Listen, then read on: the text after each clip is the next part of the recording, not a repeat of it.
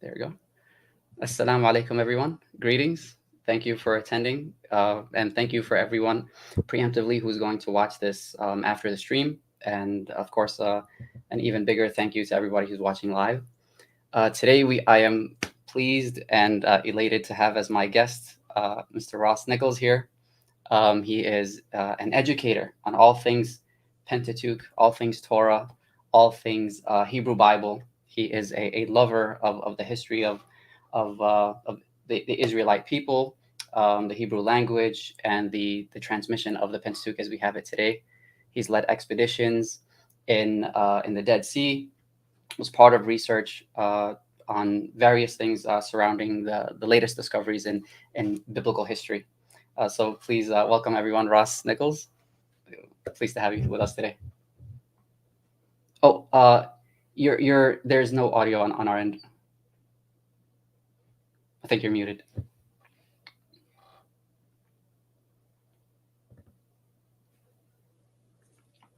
Can everybody hear him? Because I can't hear you on my end.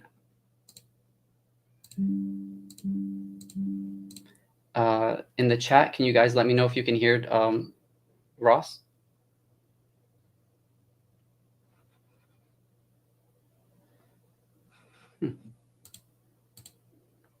Yeah, they can't hear you. Sure, take your time.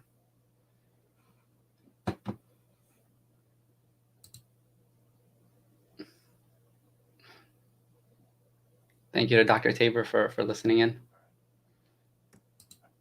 You think we're good?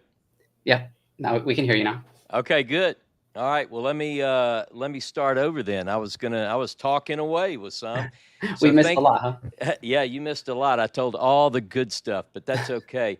The first thing I want to say is thank you very much for inviting me, both you and your viewers, your audience. It means a lot to me to have an opportunity to address people with some of the things that I really love. So I wanted to start by just expanding. Not only do I love the Hebrew people, but it's more of an Abrahamic.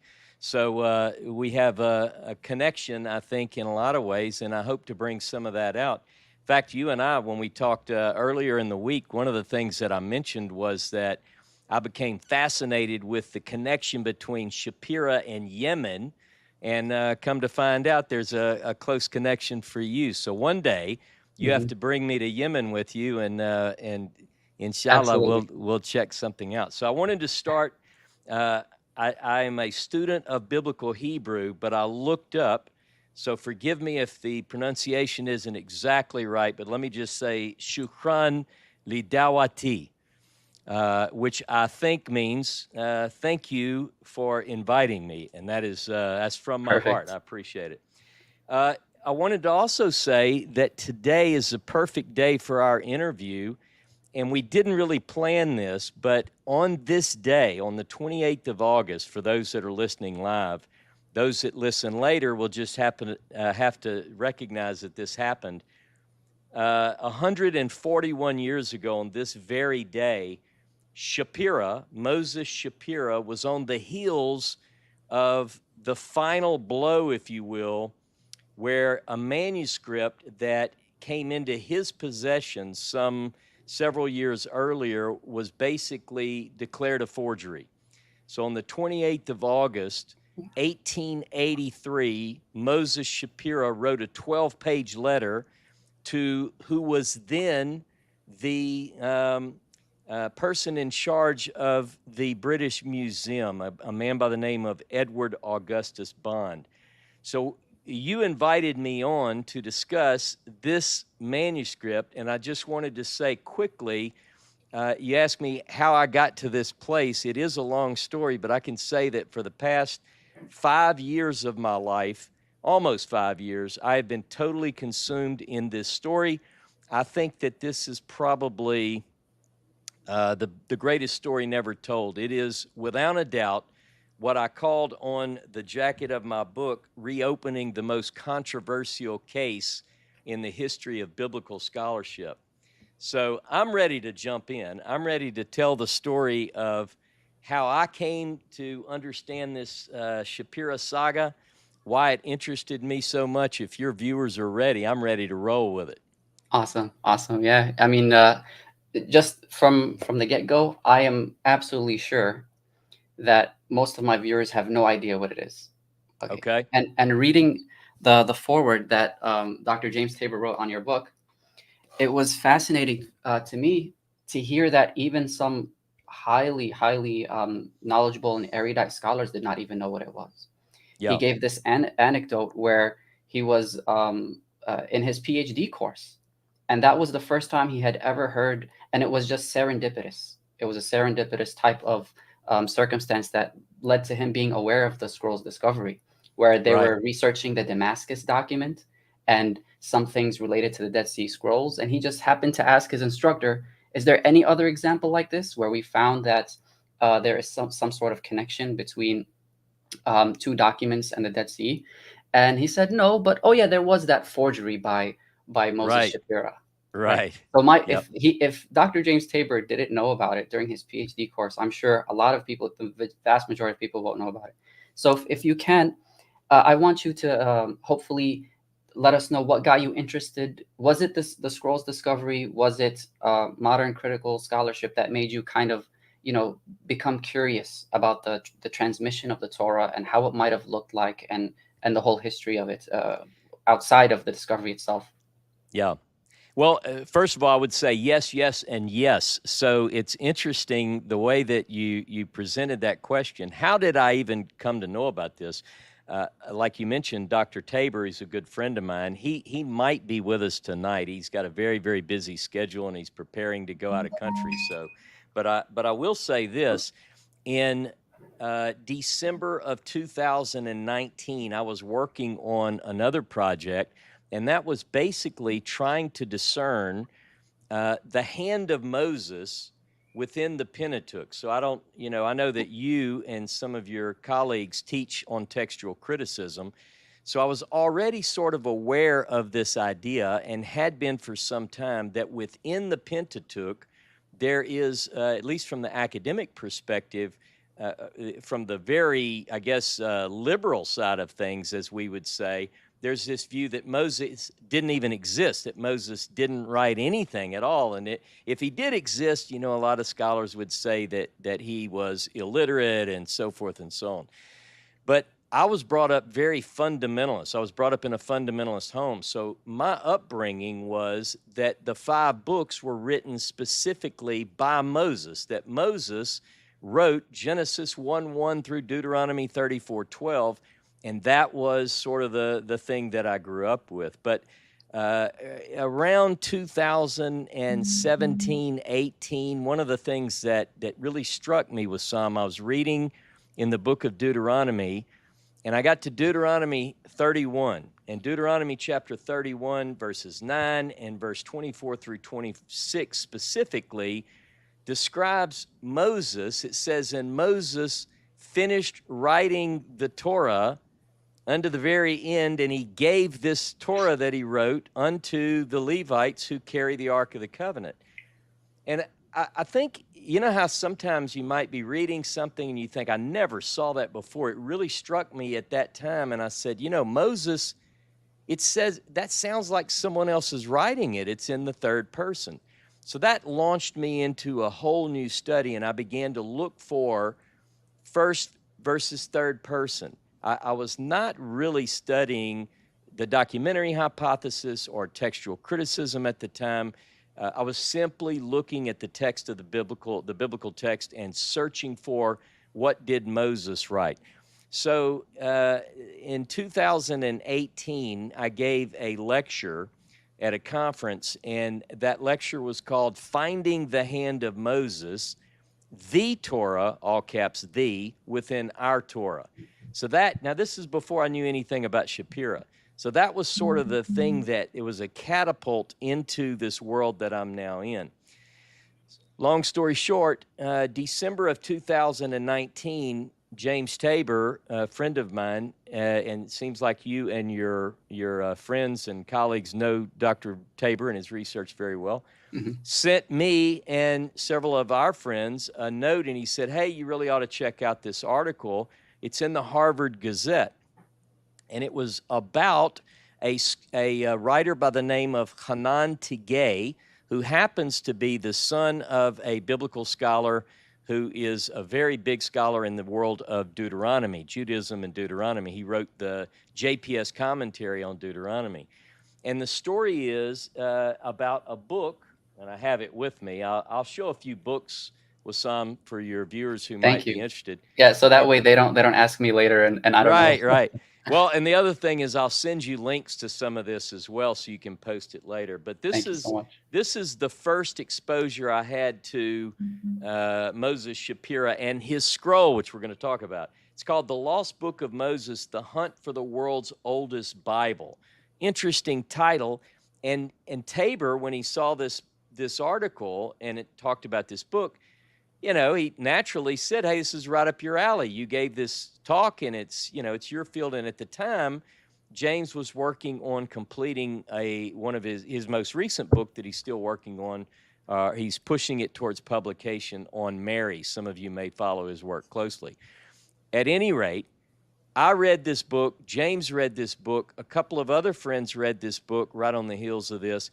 And I was just blown away.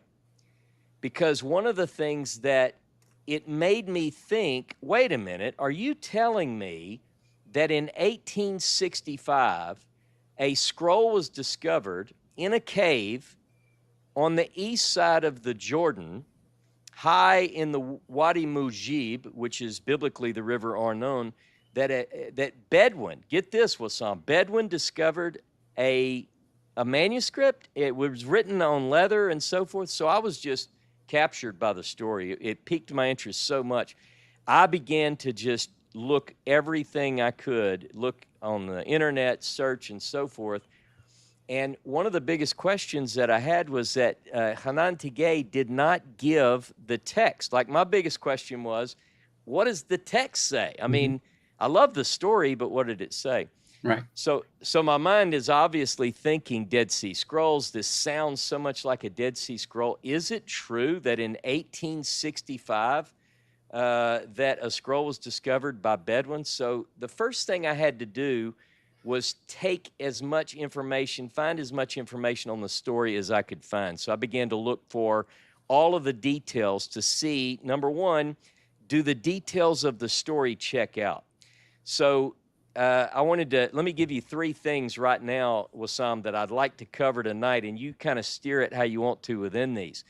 Number one, you've titled it On the Authenticity of the Shapira Scrolls. I think that authenticity, the preponderance of evidence points us to authenticity in three areas. Number one is the details of the story check out.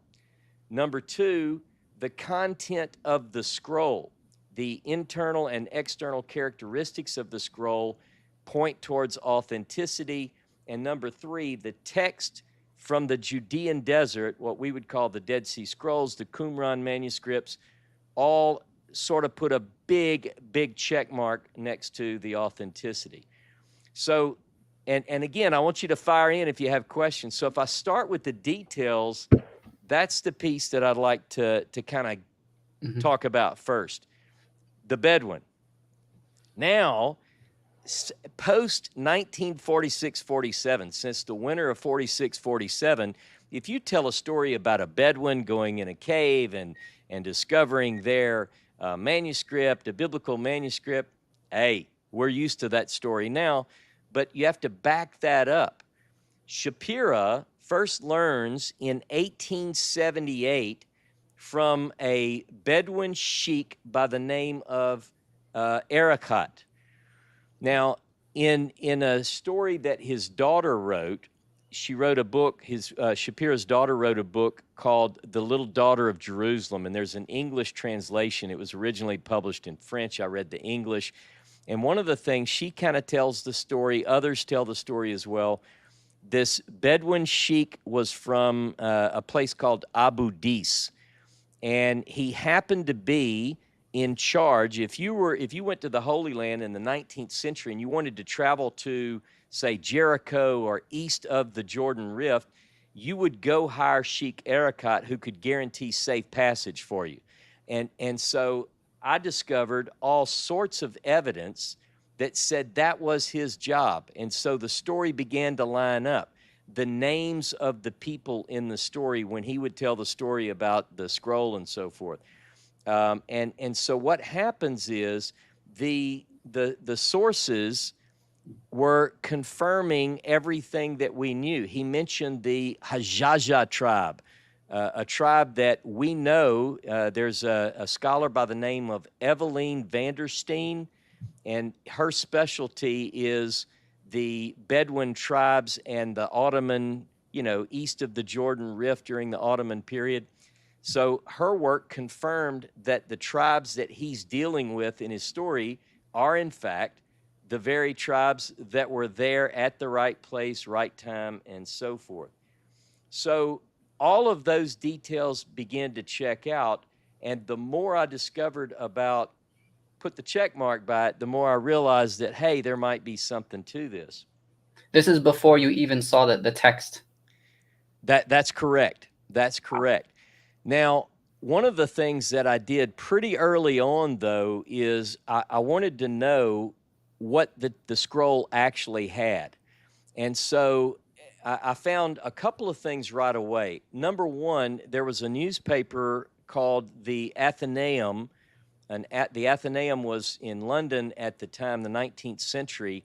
Very academic paper, but everybody who was in the know read it at the time.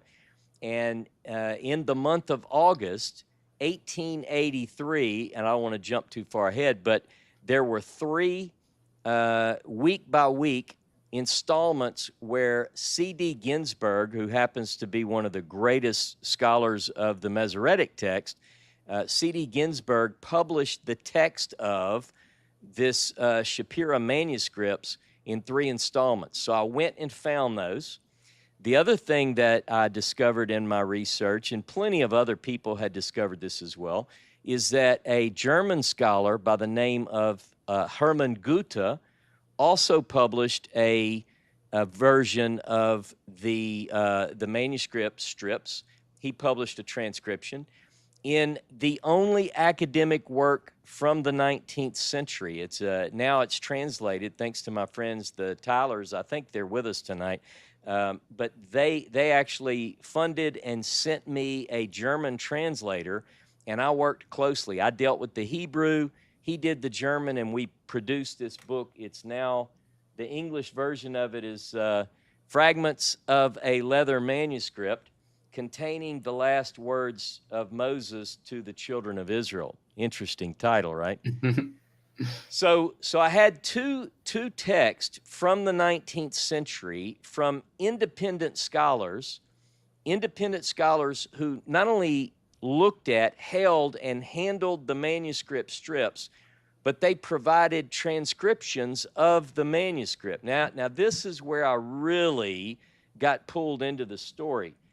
This, by the way, is, make sure I hold this up right.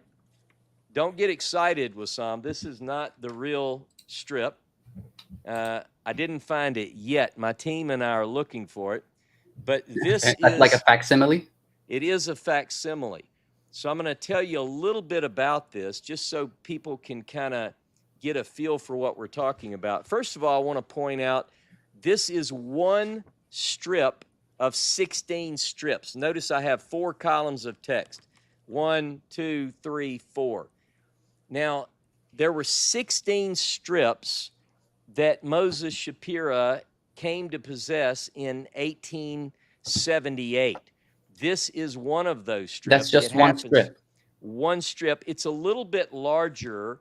In fact, the actual size, let's talk about column by column.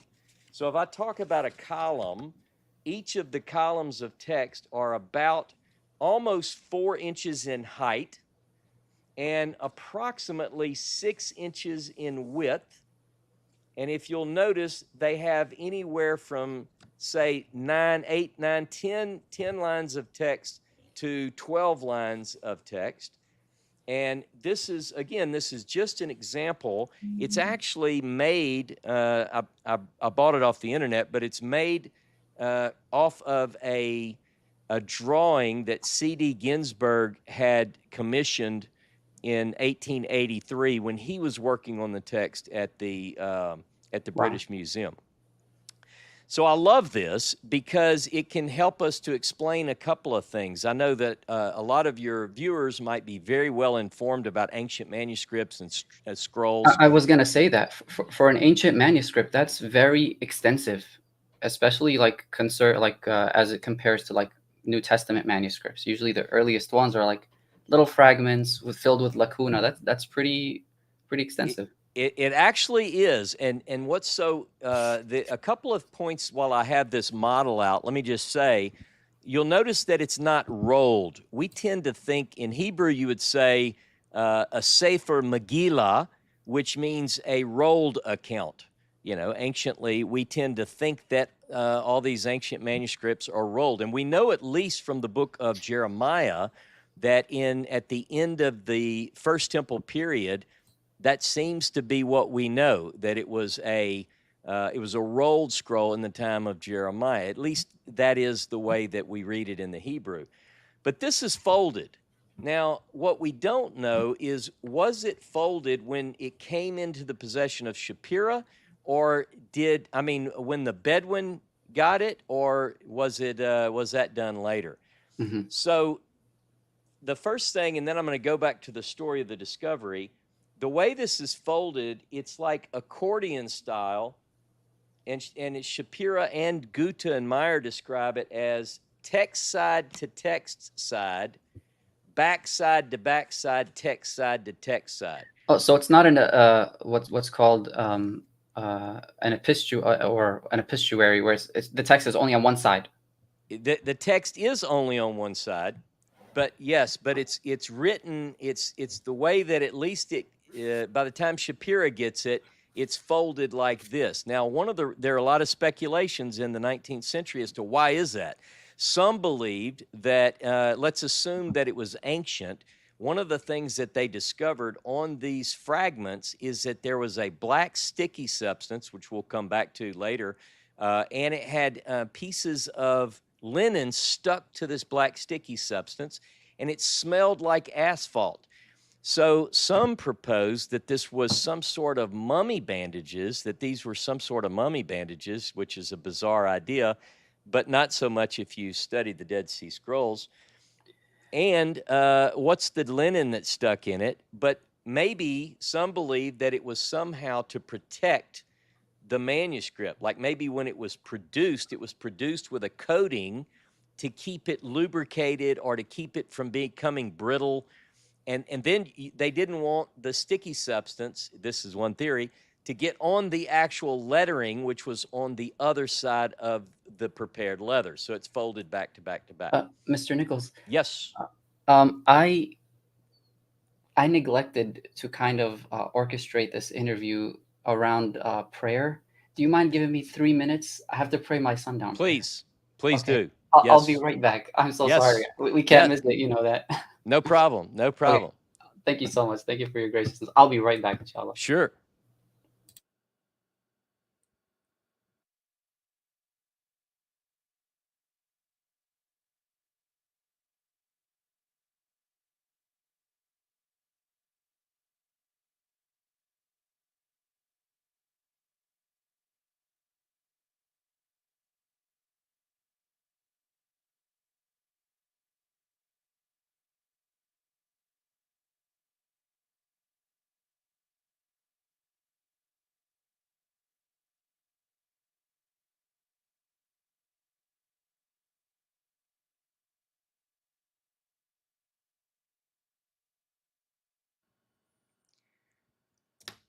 I guess while I'm waiting on Wissam to return, I can tell you that if you want to follow some of the work that we're doing, this is kind of a cheap commercial, but if you want to follow what we're doing, you can see our YouTube channel, Ross K. Nichols TV, and you can join. We're currently in a series on the book of Deuteronomy called Deciphering Deuteronomy. So I invite you to join me, and hopefully my commercial is not interrupting the prayer of others. But that is just something that I'd like you to check out. Check out our YouTube channel.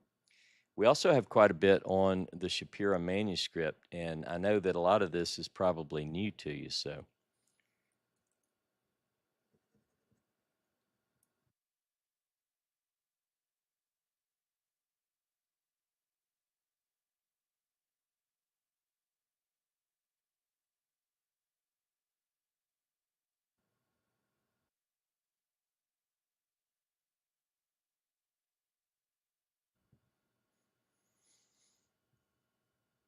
By the way, I do see some questions rolling in the chat.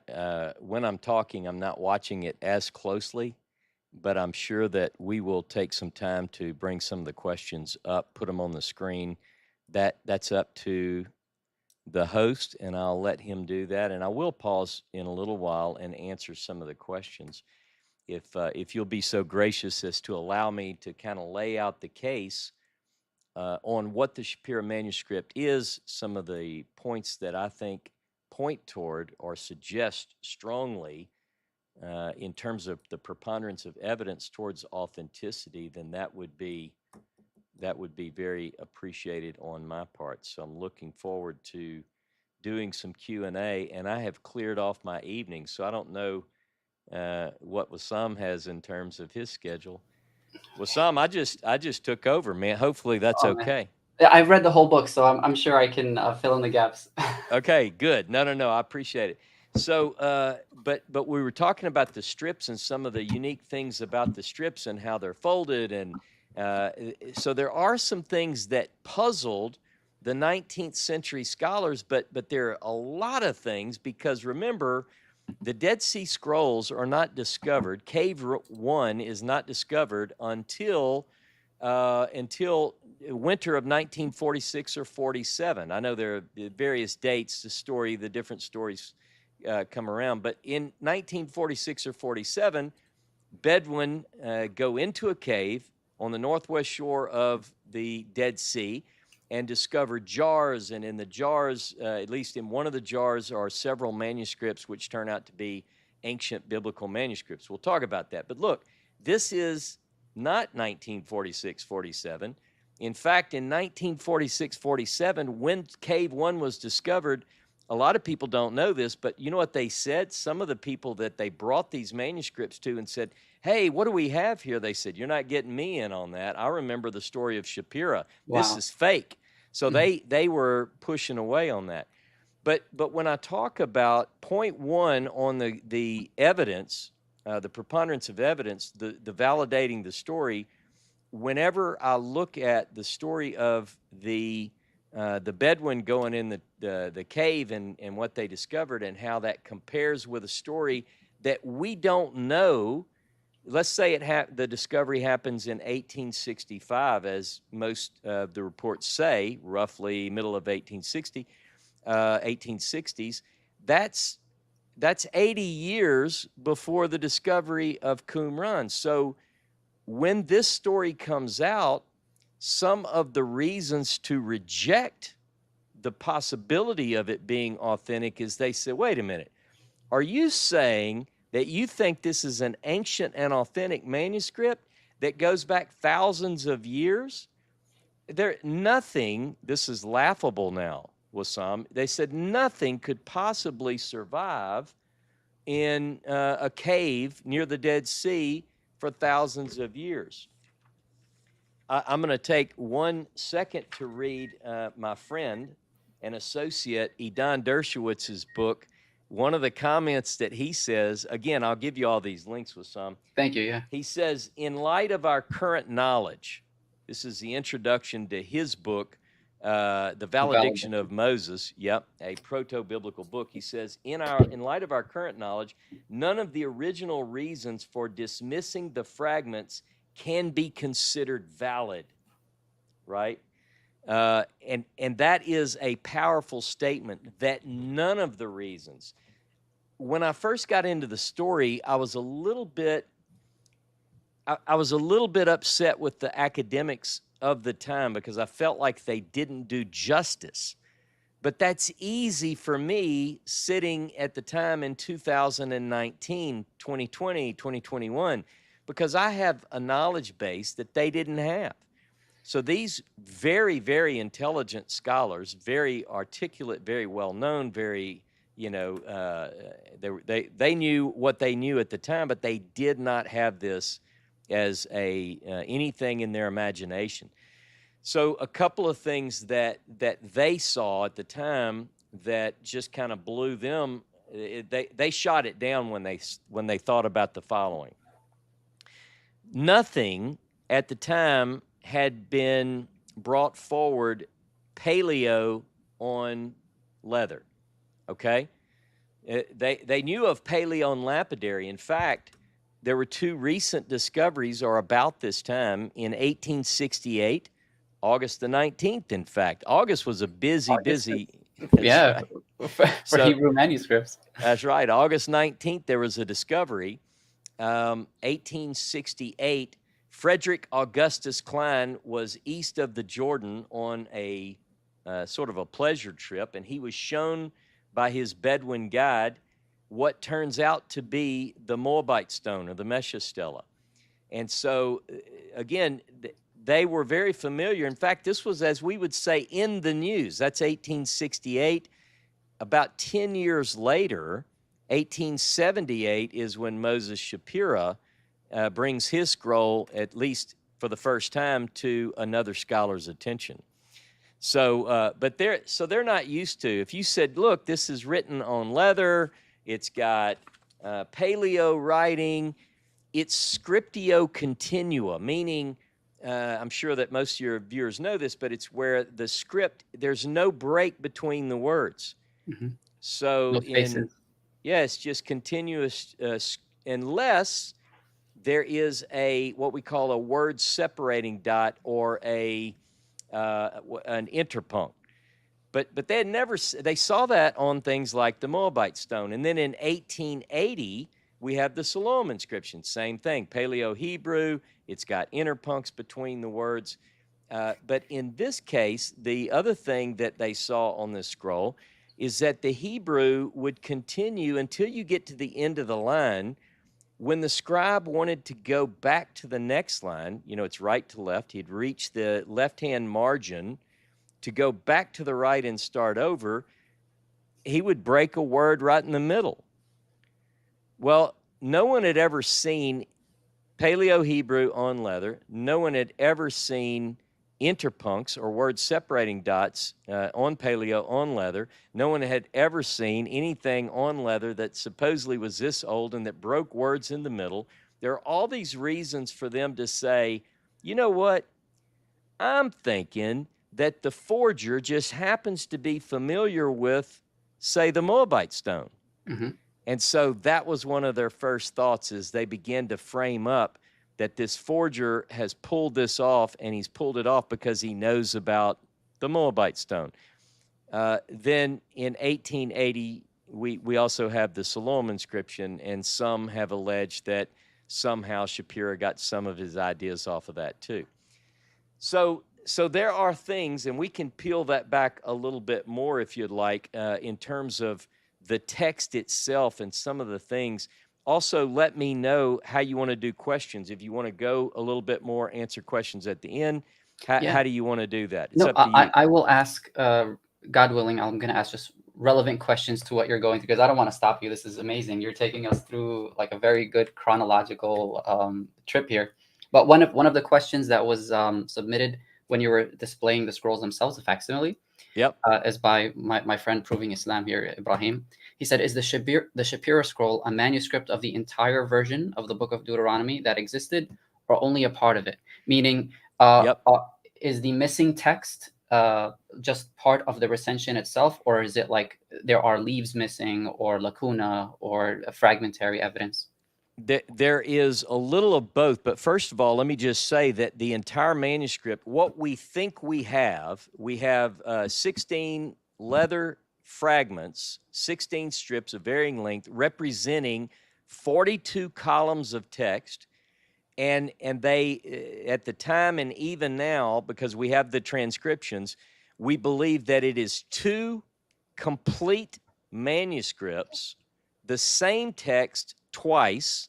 Now, it's interesting because in the first part of the discovery story, Shapira and others said there was a trace of perhaps a third manuscript.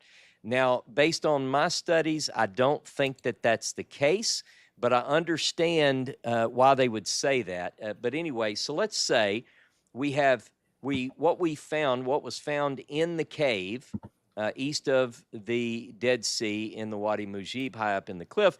What was found at the time represented two manuscripts, roughly 21 columns of text each.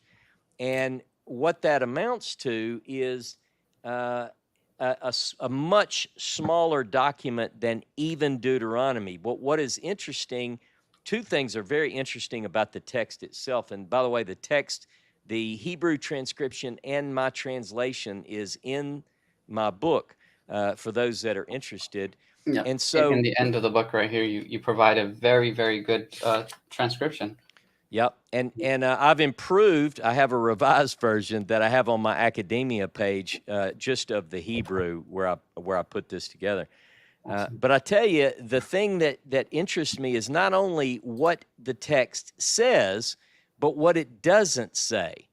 So what it says versus what it doesn't say are both equally important. And I really want to get into that. I don't know exactly where we'll jump into that, but I guess because you had this question, so it doesn't represent the Deuteronomy that we have. But one of my proofs, one of the reasons that I would point towards authenticity is because of what it does contain and what it doesn't contain. So let me start with what it does contain. What it does contain is a version which is similar to the book of Deuteronomy, but something is missing, and that is every third person reference. Wow. So there's no third person. I give you an example. So if I open up the Pentateuch and I read Exodus, from Exodus chapter 2, we meet Moses, we meet Musa. So you begin in Exodus chapter 2, from Exodus chapter 2 all the way through Exodus, Leviticus, Numbers, and Deuteronomy, you have some 600 roughly references to Moses. Moses' name appears some 600 times in the Pentateuch from Exodus to Deuteronomy. In Exodus, it's always third person. Example, and the Lord, Yod-Heh-Vav-Heh, the Tetragrammaton, spoke unto Moses. You know, so you go, it's most logical that another person other than Moses wrote that. You have, I don't remember, I have the footnote in my book exactly how many times, but Exodus is filled with that. And there are no examples of first person in Exodus, not one. Not You even go to one. Leviticus, not one.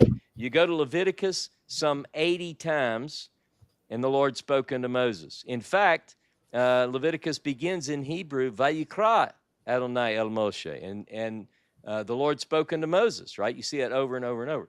No first person. You get to Numbers, no first person. You get to Deuteronomy, and there are 35 instances of the name Moses, which indicate to me the third person indicates a writer other than Moses.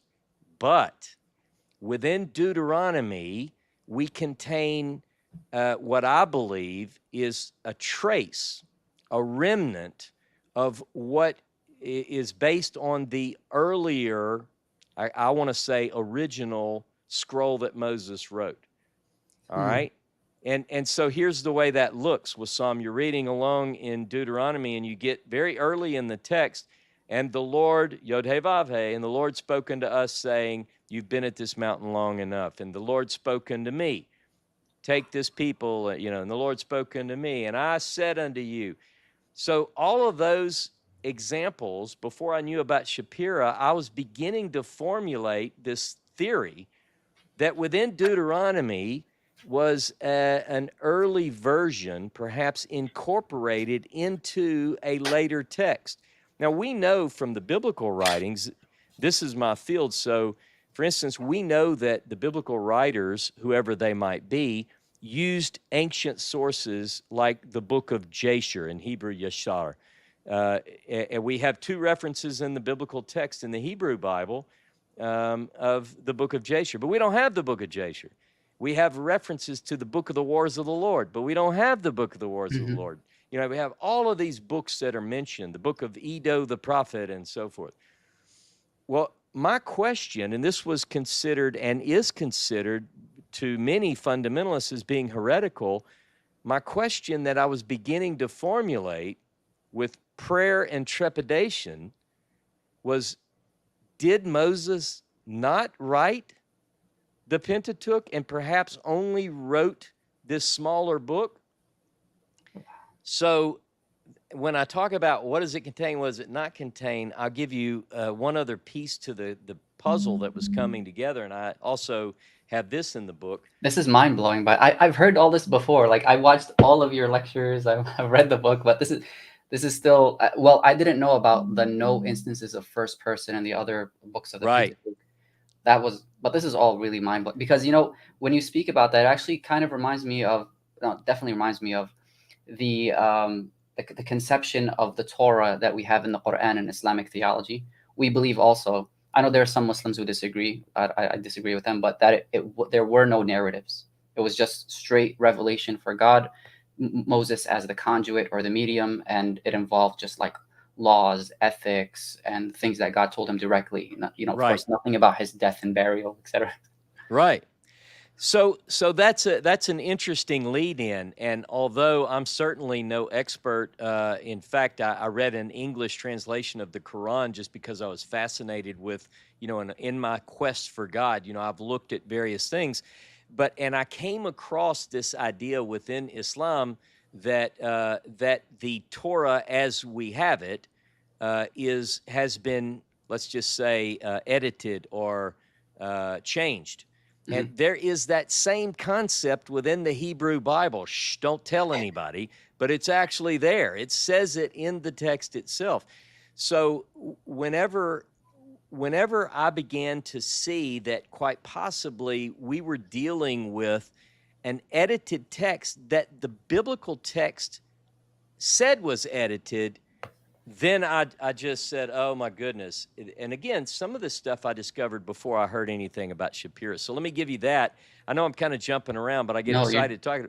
But when we talk about this scroll that Moses wrote, I would say without equivocation that the scroll that Moses wrote is not the Pentateuch as we have it. And I see the question on the screen from Proving Islam.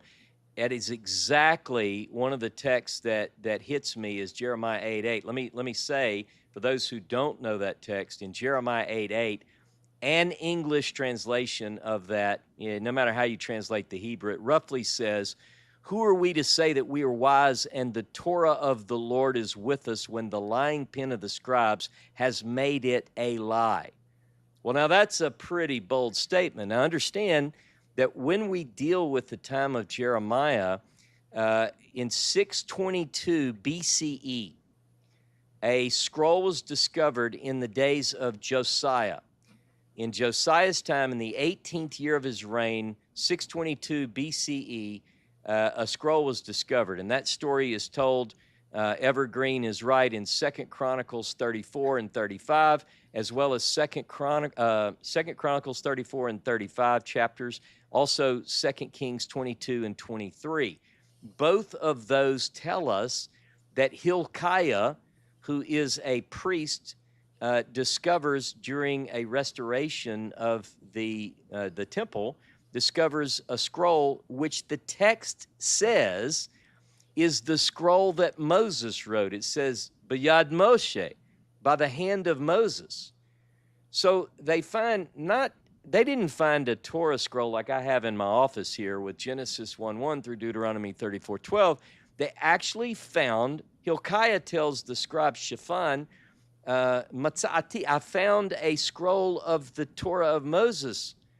And he reads it, Shaphan, it says Shaphan reads it. It doesn't say it took 24 hours to read. It's like the narrative almost sounds like he read it. By the way, the Moses scroll takes about 20 minutes to read. We have a narration from the Prophet Muhammad, peace be upon him, who says that I was given something the like of the Torah, which is the 7 long surahs. They're called the Sab'ut Tuwal.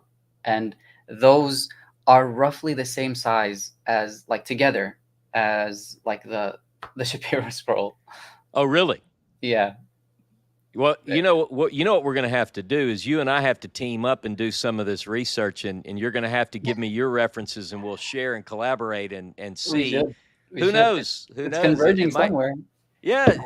So again, here we have a reference in the time of Josiah to this scroll that was found. Now, here's what is really mind-blowing, that if you read 2 Kings 22:23, 2 Chronicles 34:35, and you first of all, you see when Shaphan then takes the scroll of Moses and he reads it to the king.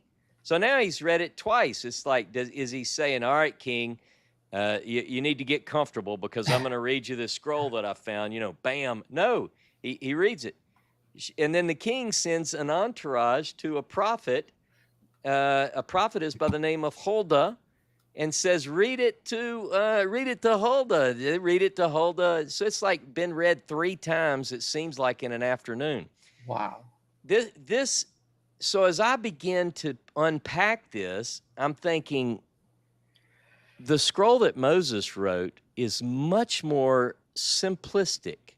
So what does it contain? Well, it's not going to contain third person. It's going to be most likely first person. It's also not going to contain things like, here's an example of what it wouldn't contain. All right.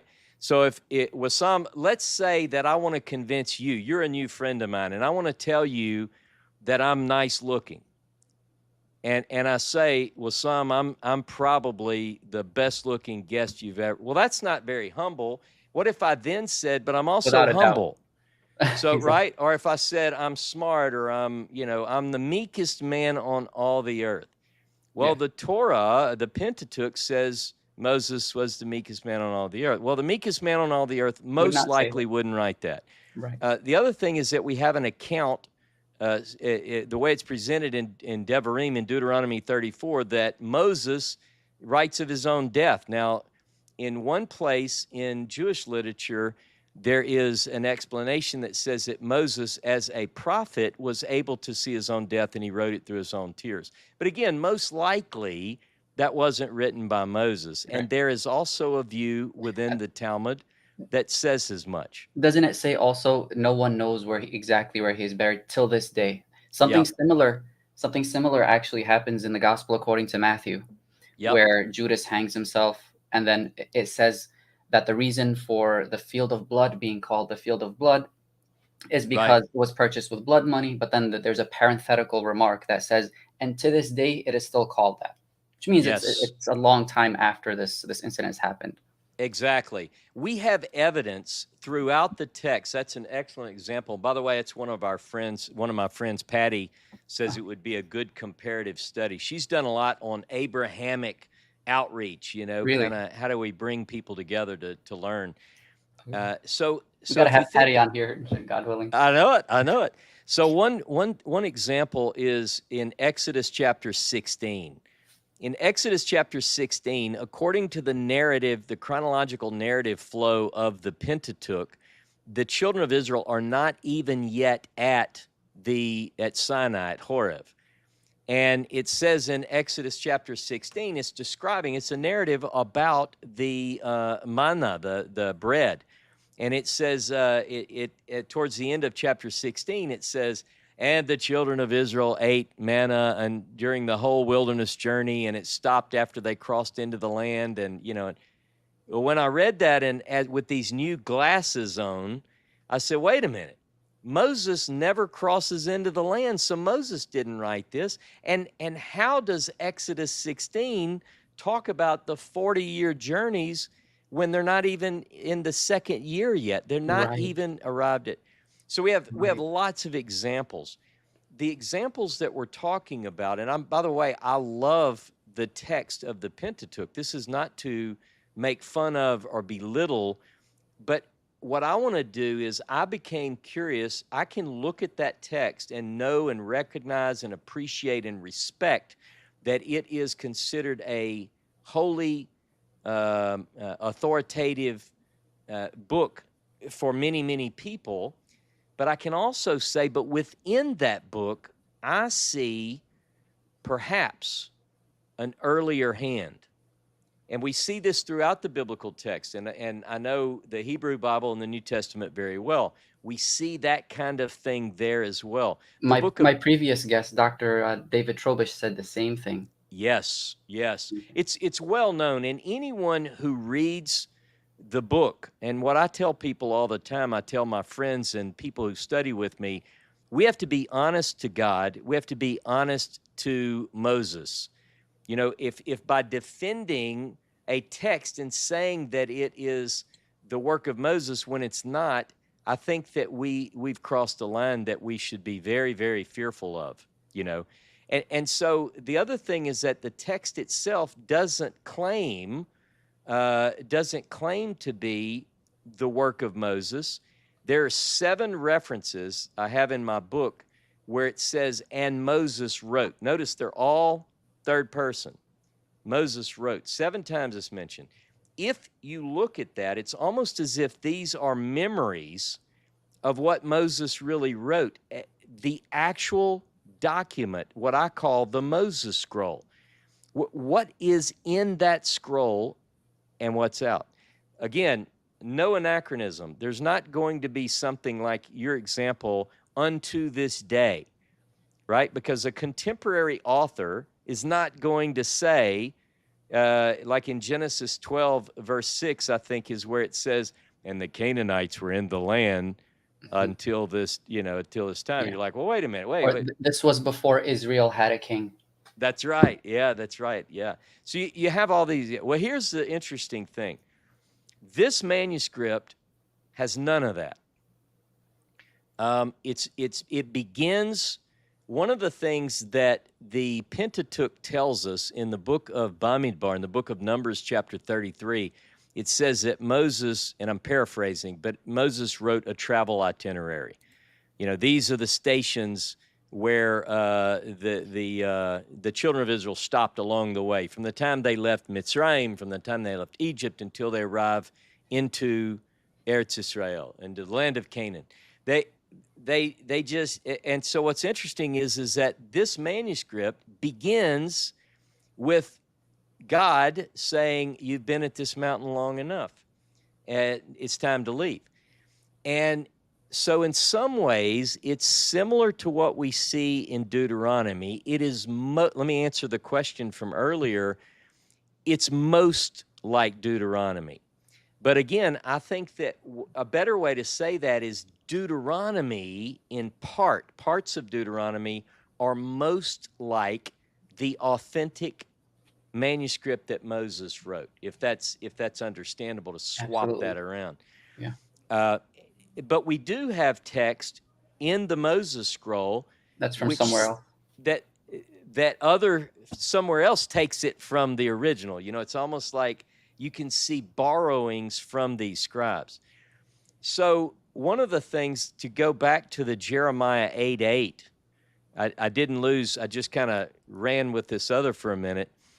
In Jeremiah 8:8, Jeremiah, in his day, the scroll is found. There are like 8 references in the book of Jeremiah where Jeremiah, speaking for God as a prophet, makes the declaration, I put my Torah in your midst.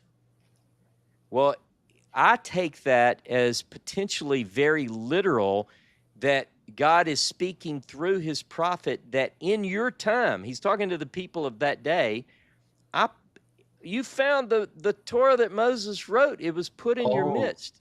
About the scroll. Yeah. And Jeremiah says this in Jeremiah 15. He says, he's praying to God. He says, when your words were found, I ate them. I ate them. Yeah. Now, we also get that in Ezekiel chapter 3, where a prophet eats a scroll. It's not literally he didn't eat it, but he takes it in. He consumes this manuscript that God has given to mankind.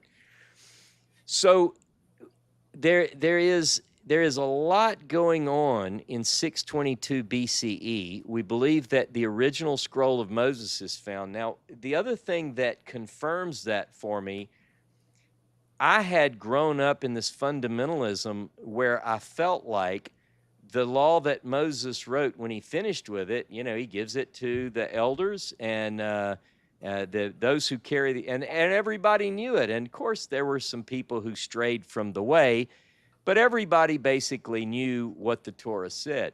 But we get clues all throughout the Bible that says that they're not following it. In fact, sometimes it seems like they don't even know what it says, right? You know, if you get the idea that one question is raised in the Dead Sea Scrolls, the Qumran community is debating having more than one woman. And this discussion is going back and forth in this Qumran manuscript. And one of the questions is this. It says, hey, we should be one man and one woman as it's declared in Genesis. And it should also be a man and a woman because of the story of Noah, you know, one animal and his mate. And then It's a terrible interpretation. Yeah, but I got you. Yeah, but so then someone says, wait a minute, hold on. Well, why doesn't David know this? David has a different view. In fact, he's got multiple wives. So how do we deal with that? And the answer, again, this is sectarian debate, but the answer is, well, because David didn't have the unsealed book of the Torah, which was put away and sealed away in the ark. Well, so that's the answer to that. So we do have evidence that the Torah, the one that Moses wrote, is lost for an extended period of time. And I think that is quite interesting, especially given what we have. Now, so the manuscript, again, back to the discovery, is discovered in a cave. In this particular manuscript, it's not only missing the third person, it also doesn't have these anachronistic elements, but another thing that's missing, and this sort of is shocking in some ways, most scholars in the 19th century, and I would say many scholars today, if you ask them, they would say a couple of things about Deuteronomy. Number one was it is the latest of the manuscripts in the Pentateuch. A lot of people would say that. But if you said, but it was put together over time, they'd say, yeah, it was sort of, you have different strata within Deuteronomy. But the earliest, and this is what certainly in the 19th century they believed, and now most would say the same, is that chapters 12 through 26 represent the law code. And that's the oldest part of the Pentateuch or part of Deuteronomy in terms of what most people believe. That was the consensus. That was the consensus. And so if somebody was following that scholarship, he would make sure to include that in the scroll. Absolutely. If I'm going to make a forgery of Deuteronomy in the 19th century, and I'm going to put it on some old strips of leather, the one thing I'm not going to leave out is chapter 12 through 26. But here's the interesting thing is that is left out totally. There is nothing from 12 to 26 in this manuscript. And let me say, I find that to be quite compelling in my quest for what did the original scroll of Moses have in it. Give you a couple examples. If I'm reading Deuteronomy 1 through 11, and I get to the end of chapter 11, all of a sudden, I'm talking, it's Moses, and then all of a sudden, Moses, he interrupts himself for 15 chapters. And he begins to talk about sacrifices and the cult centralization, things that no one ever knew before. Like the patriarchs, according to the patriarchal narratives, know nothing of cult centralization. They're building altars, you know, Abraham, Isaac, Jacob, Noah. Go back ancient. You work your way through. Elijah builds an altar on Mount Carmel. He doesn't know anything about going to the place where God would choose to place his name. So it makes sense that might be added. So if you read towards the end of chapter 11, then you have 15 chapters of law code. And then if you read chapter 27, it's like it picks back up where 11 dropped off. And I'm being exaggerative here, but it'd be like if Moses would say in chapter 27, oh yeah, like what I was saying 15 chapters ago, and then he goes back to the If he topic. wasn't as good of a storyteller as you. Well, as I was saying that, I said, wait a minute, Ross, you're all over the place too. No, you're Maybe not. you're Oh like my God. Moses. So, but that is an interesting thing. I'll give you one more example of a law. First of all, Deuteronomy 12 through 26 has more than 100 laws that we don't know from elsewhere in the Pentateuch. More than 100 in this law code. And they tend to reflect what we believe are later priestly additions. Things that, get this, seem to support a revival that took place maybe, wink, wink, get this, in the time of Josiah. So many scholars believe that the book of Deuteronomy in particular is clearly the book that was discovered in some form or another, but they call it, some scholars refer to this as a pious fraud, that Deuteronomy is a pious fraud, that it wasn't discovered, air quotes, discovered in the time of Josiah, but it was actually written in the time of Josiah. Well, I believe that there could be some truth in both of those theories, that in the days of Josiah, 622 BCE, I do believe that the original scroll of Moses was found, and I think that's what the writers are telling us. But and wasn't Hilkiah the father of Jeremiah as well? I think he was, and some Jewish scholars believe that he was, and that's for this reason. In Jeremiah chapter 1, it tells us that Jeremiah's father is a priest by the name of Hilkiah. But we don't know if that's the Hilkiah that's Jeremiah's father is the same as the one who discovered the scroll or not. But Rabbi David Kimke and some of these great sages from the Middle Ages have put forward that idea, and I think it makes sense, because imagine if you're Jeremiah. This is speculation. I'll tell people when I'm speculating. Imagine you're Jeremiah. Your dad is a priest. I love about you, by the way, you're so fair and balanced whenever you speak about these things. Well, I appreciate that, but I think, like a lot of your viewers, I approach this as the most important thing we can spend our time on is ascertaining the truth. And I'm through with just accepting what other people tell me is the truth. I want to know, I want to see if we can prove as best we can. So again, I think Jeremiah, it could happen that Jeremiah's father, Hilkiah, discovers a scroll, and imagine that he goes home that night and he says, Jeremiah, let me show you what I found in the temple today. And he says, if this is true, then what we've been looking at and what people have said is the Torah of Moses, then the lying pen of the scribes has made it a lie. In other words, to say that the lying pen of the scribes made, he had to have seen the original scroll, and I think no better way than to see it from his father. It's just, again, we don't know that detail, but we do know that he certainly made some statements that would rock you back on you. Here's another example.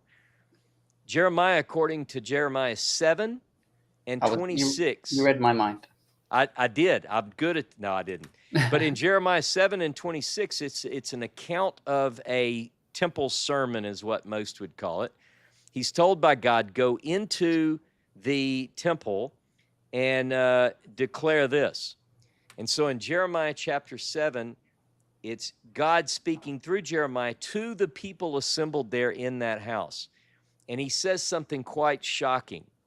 To the priest, he says that in the day that I brought your fathers out of the land of Egypt, I did not speak to them of sacrifices and offering, but unto them I said, obey my voice, and I will be your God, and you will be my people, etc. Can you believe? He's saying that when the children of Israel left the land of Egypt, that wasn't part of the instruction. But And what Exodus says otherwise in some other passages. Yeah. exactly?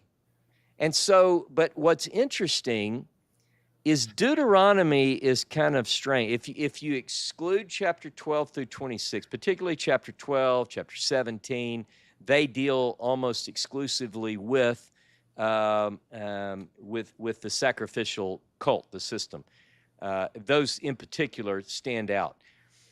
But if you look at 1 through 11, chapter 27 through 34, you don't get the stories of the you don't get the legalization of the sacrifices. It's like it's just not there. The other thing that's missing in Deuteronomy, The NIV, by the way, yep, translates it as, "When I brought your people out of Egypt, I did not just command them about sacrifices." right, So they yeah, add the word "just" there because they oh know. yeah. Well, look, translations a lot of times, that's why I made you make sure that I was at least saying what I tried to say correctly at the beginning, because not only is mispronunciation a problem, but you have translations, you have a lot of times in ancient literature, we see poor translations, documents that are heavily interpolated, and this is an example.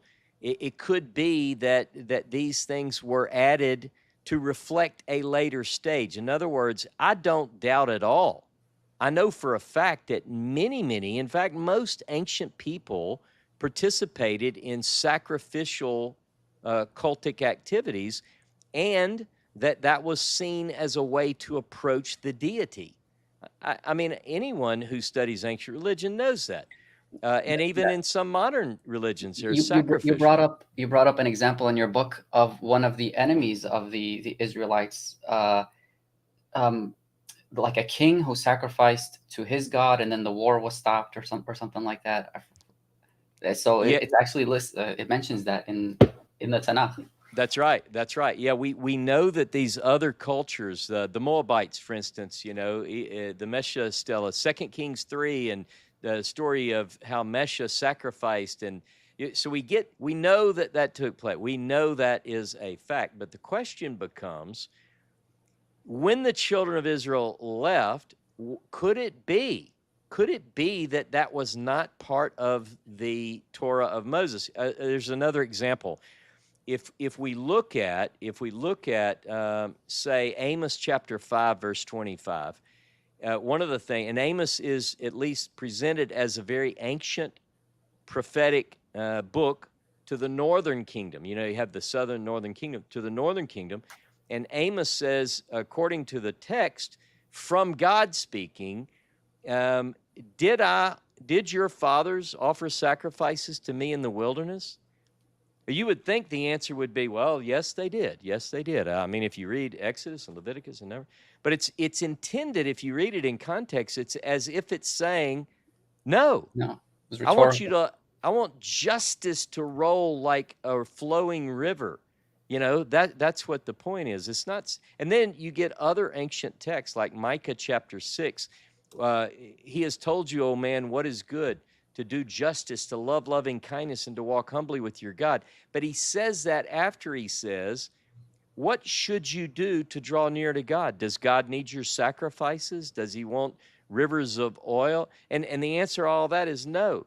Justice, righteousness, and walking humbly with God. It's something you can do now. That's the faith. Ironically, interestingly enough, this manuscript doesn't have any of that external element to it in terms of religion. It contains, when I talk about the 7 things it says Moses would write, it pretty much check. It deals with the covenant. It's a covenant scroll. We read in the Bible, in Exodus chapter 24, verse 7, for instance, there is a memory of the covenant scroll. Now, it also was some, and I know you know this because you've read the book, but it contains a version of the 10 words. I know a lot of your viewers, some of your viewers may be more familiar with the term we know, the 10 Commandments. But in the Bible, the 10 Commandments, in most English translations, come from 3 passages, but the Hebrew behind it is Aseret HaDevarim, the 10 words, not the 10 commandments. In again, in the Hadith literature, we have Jews in Medina coming to the Prophet, peace be upon him, and we have a word for commandments, ahkam, qawaneen, things like that. But they asked him, they wanted to test him if he was a prophet or not. So they said, tell us about the 10 signs. The signs, okay. Signs okay. or ayats, like verses. They also mean verses. Ayats can mean verses or signs. So they don't say commandments. And then he gives a different version of the 10, with the Sabbath being the last. The Sabbath being what? The last. Okay, well, I need to see your list because it's interesting. Here's what we have in the biblical text. I'm really interested in this. In the biblical text, we have 2 versions of the 10 words. Now, this is a big deal. So you have a version in Exodus chapter 20, which according to the narrative flow, chronologically, you would assume when you read Exodus 20 that that's the original version, that this is where it happened.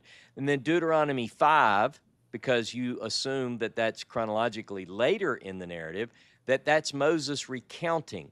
But at any rate, the 2 versions, if you read them, as I tell my students, I say, read them horizontally. So you put Exodus 20 in one column, you put Deuteronomy 5 in the other, you read them side by side, and what you'll notice is that they don't agree. That's a big problem. If my 2 versions don't agree, especially when they both claim to be, and God said, and then you have, well, if they don't agree, they don't agree. Now, a lot of people, what you would call apologists or fundamentalists, will explain away the differences. But that's not enough that Exodus 20 and Deuteronomy 5 don't agree. We also have Exodus 34, where it reads differently as well. It's a whole nother list. Wow. And then Leviticus 19 is sort of an intertext. It's very similar because it has some what appear to be 10 as well. So what do? You have to say, what I find fascinating is that something as central as the 10 commandments, as they're called, the 10 words, we have 2 different versions in the main text of the Pentateuch. Now, there's one other thing. And then I see there's a question or several questions. I'll let you jump in with some of those. But let me say, I'll just touch on this and then we'll come back to it. We have the blessings and the curses. Okay? This needs a book, by the way. This needs like everything you're saying, like just the internal connections that you're making. That needs to be published.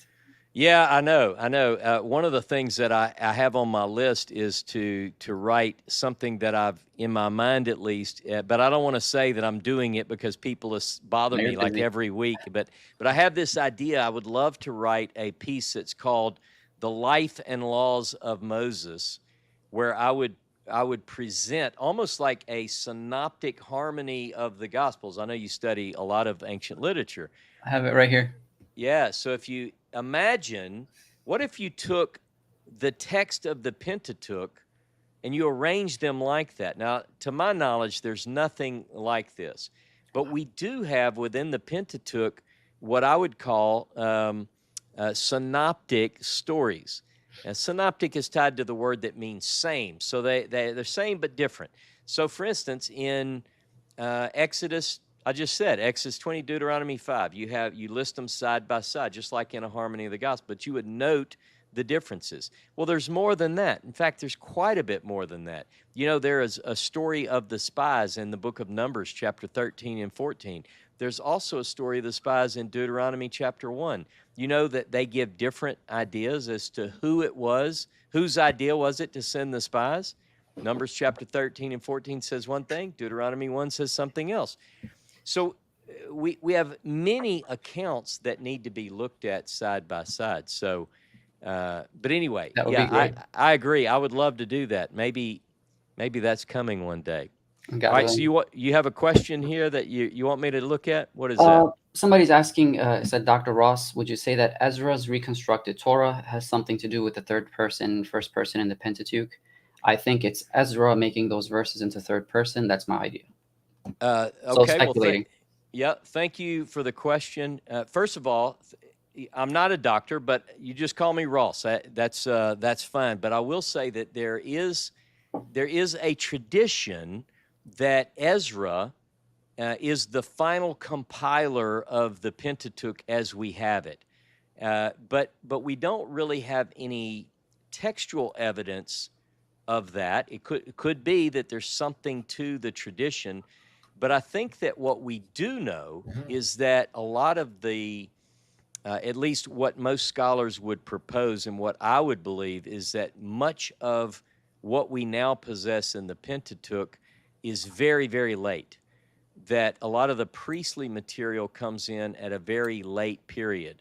So what I want to do is separate the strands if I can. I want to go back and I want to look at how do we trace back to what is the earliest strata and can we discern the different layers?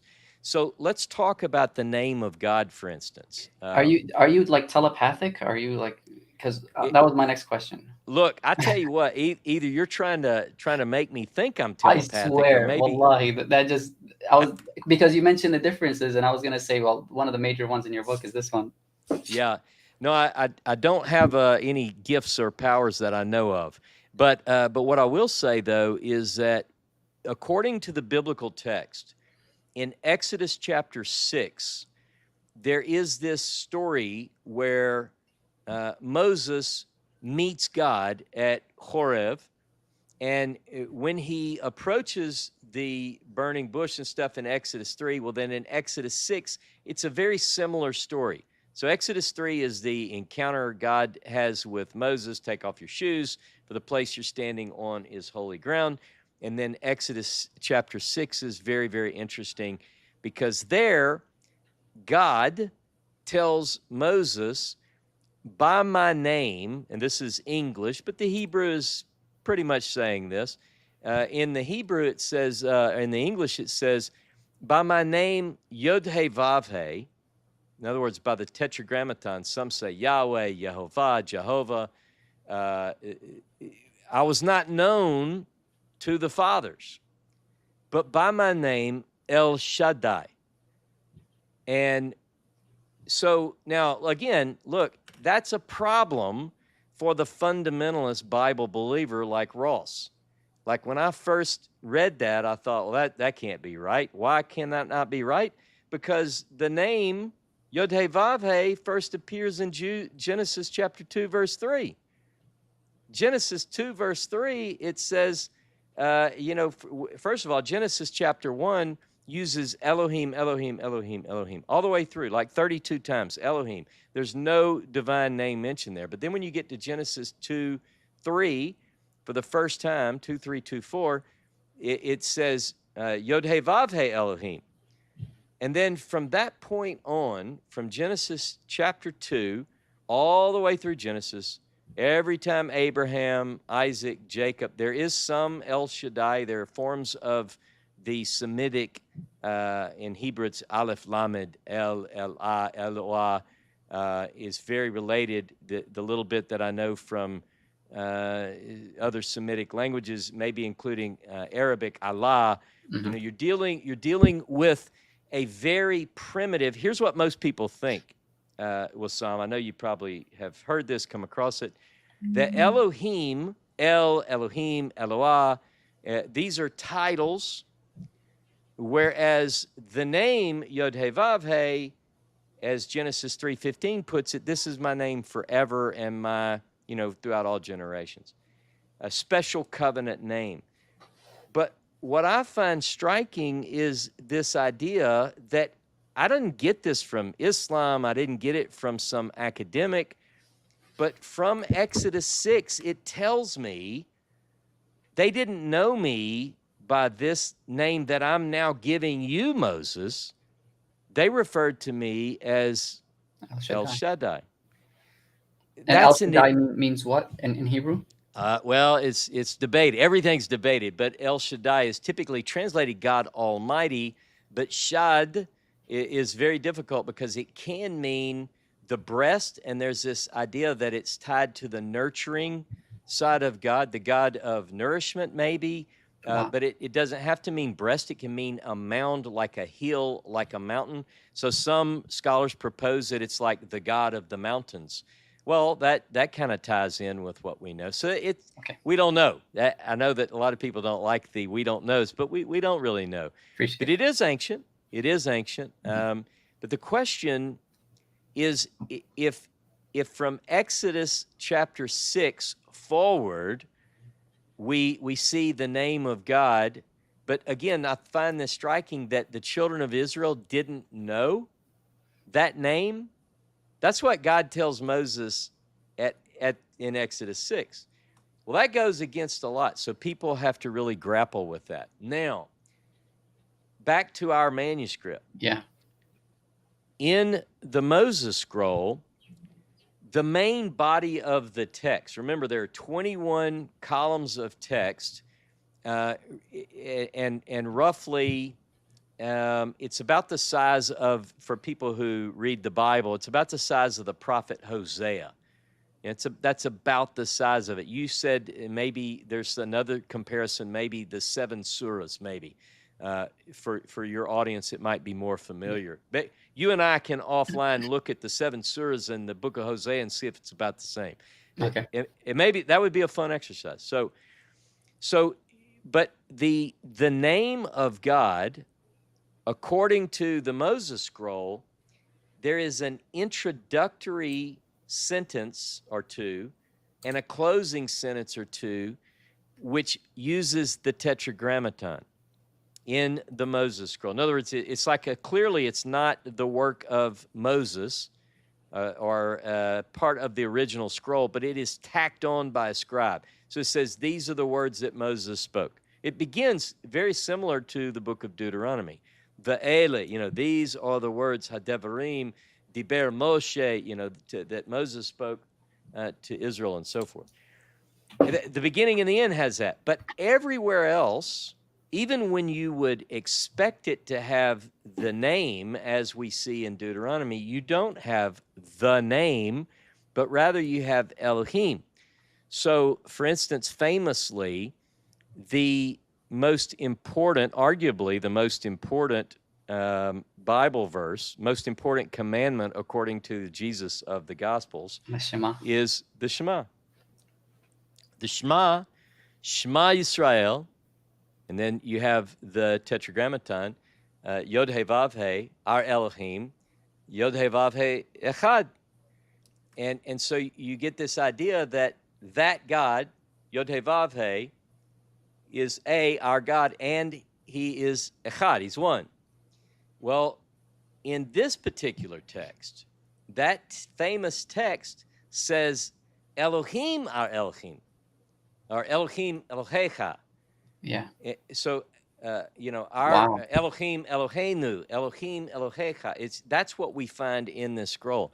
God, our God, God, our God. And it occurs in text where you would normally think you would see the name, at least someone coming from my background with a fundamentalist background, where I said, oh, well, I know the name of God. In fact, that's a big point of contention within various religions, is I know the name, I know how to pronounce it, and people condemn other groups if you don't pronounce it right, or if you just think God is God. Well, what God are you talking to? And it's caused a lot of maybe misinformation or a lot of confusion when you're talking to, say, a friend like you who is Muslim, and you say, well, I refer to God as Allah. A lot of Christians might think, well, that's a different God, right? But actually, if we understand this ancient Semitic origin of the term, quite possibly would be a lot closer than what people realize. Yeah. So we have that, and that is strange. In fact, one of the things that Shapira, when he first started working in this scroll, he finds that striking. He said, what are we to imagine that this text is, he calls it an Elohist document, which, according to the scholarship that was emerging at that time, people from Graf to Friedrich Bleek, ultimately someone like a Wellhausen, but this is right before all that. See, Wellhausen hasn't come out, it's not really made the rounds, his major work. But the ideas are there. Friedrich Bleek, as early as 1860, he's basing his work, the introduction to the Old Testament, on earlier German scholars, Graf and some of these others, who are already beginning to notice what ultimately became the documentary hypothesis and various views like that. And somebody as Yep. smart as Shapira, and all the trauma and anxiety and depression that he went through, somebody as smart as him could have foresaw that something so radically divergent from the Masoretic text would have made people initially biased from the get-go.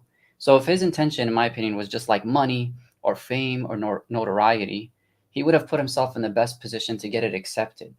And so it would have still gotten him money if it wasn't so, if the divine name was there or the law code was there, etc. It would have still got any old manuscript in Paleo-Hebrew would have gotten him. It didn't have to be this different, Exactly. And there are other reasons why you think if I'm a forger, like I tried to put, as I began to really compile this material and the research, I tried to put myself in the shoes of, the whole thing. Like, for instance, if I'm going to be a forger, do I make 2 copies of the same manuscript in different hands? Like, why would that be? Well, what I think actually we have is that lends to the authenticity that you would have 2 manuscripts with slight differences. We know that there are slight differences because those kind of things happen in the transmission of ancient text. I know, as a scholar like you who studied other ancient texts, I can only speak for the Hebrew Bible and the New Testament, but we have transmission things that happen. A scribe is writing, and we have examples of this, and he writes the word, say Moses, and then his wife says, "Are you going to come eat?" He looks up and he goes, "Yeah, just give me 1 minute. I'm close, please. I'll be there. I'm so sorry. I'm coming." He looks back down and he picks up at the next line with the word Moses and leaves out. So we have haplography, we call it, where portions of text are left. There's ditography, where a person writes the same word twice. We have all these types. But why would you take a chance? Why not, like you asked me the question earlier, if you have this text, do we have gaps in the text? We have sections that are missing. We really basically know what the text says because we have, again, not only do we have the transcriptions of Goethe and Meyer, the 2 Germans, which I have in this book I mentioned. We have that. We also have Ginsburg. But now, because of Idan Dershowitz, he made another discovery.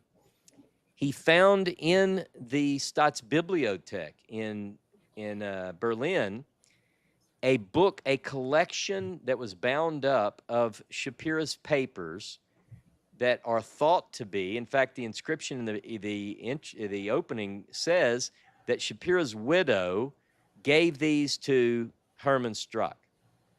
Strack binds them up, gives it to a scholar by the name of Steinschneider, and just so happens that Idan Dershowitz is doing research. He's in the Staatsbibliothek. At the time, he was a professor at Potsdam University, right there in Berlin, and he finds in hundreds of pages, not together and not in order, 3 pages. We call them the purple pages.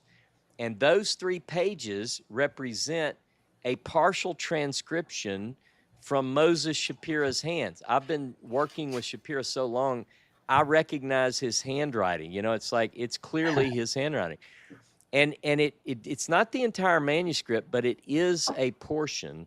It's like from the beginning, from column 1, what we call A, fragment B, fragment C, fragment D, columns 1, 2, 3, fragment E, partially, but not all of E.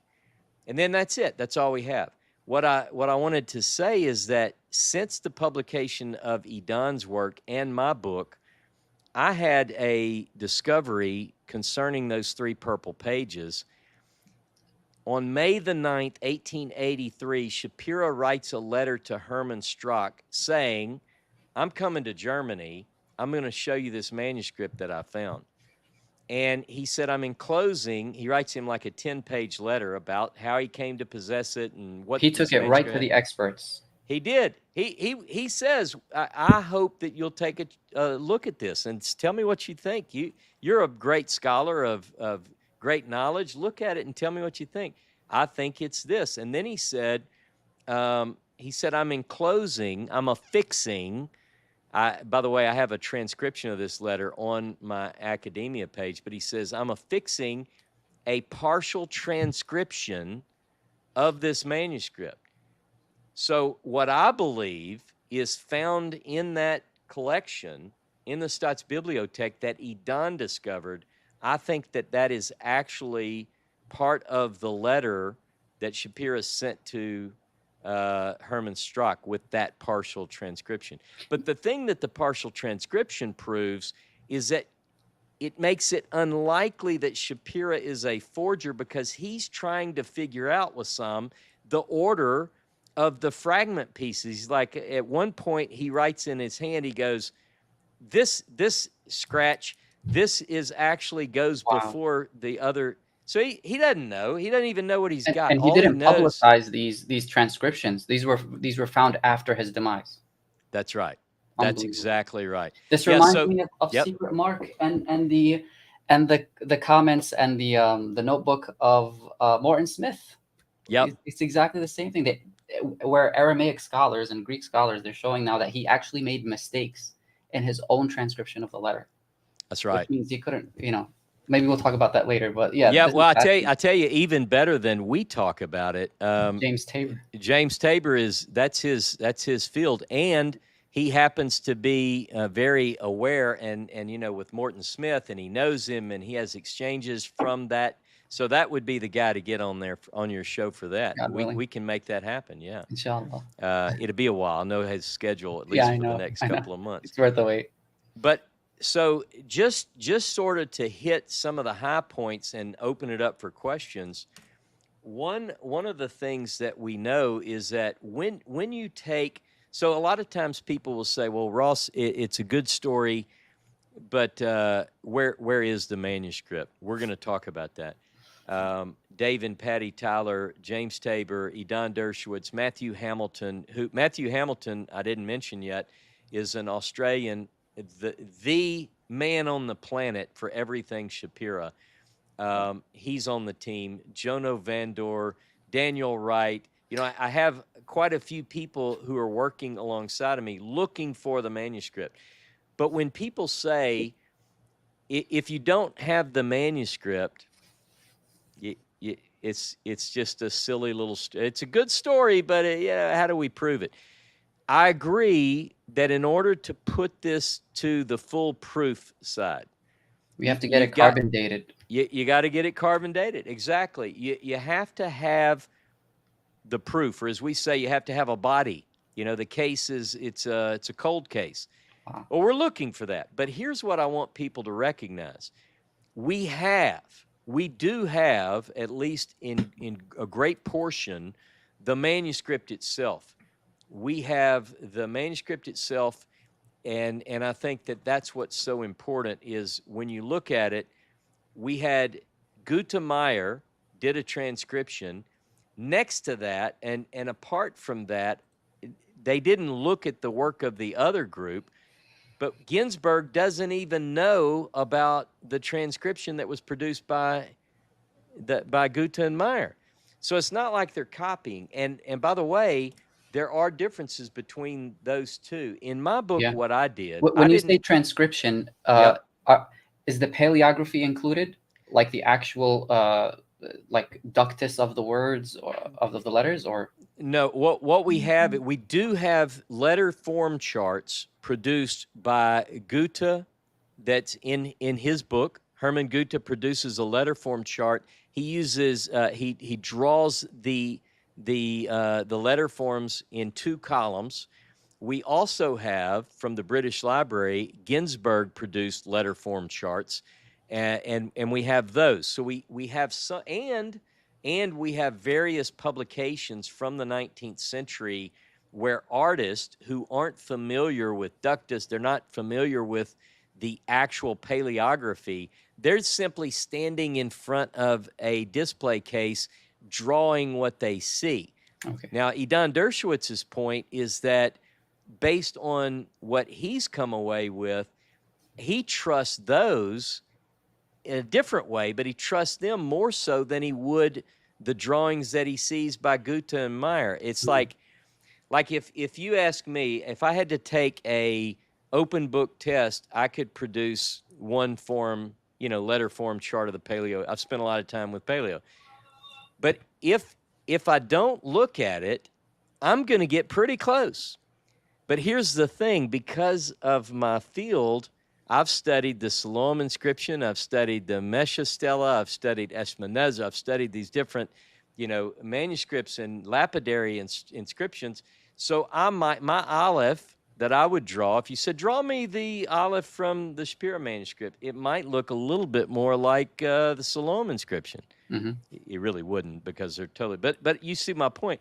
Whereas this person who doesn't know anything about the alphabet, who's just standing in front of the display case, his might be different.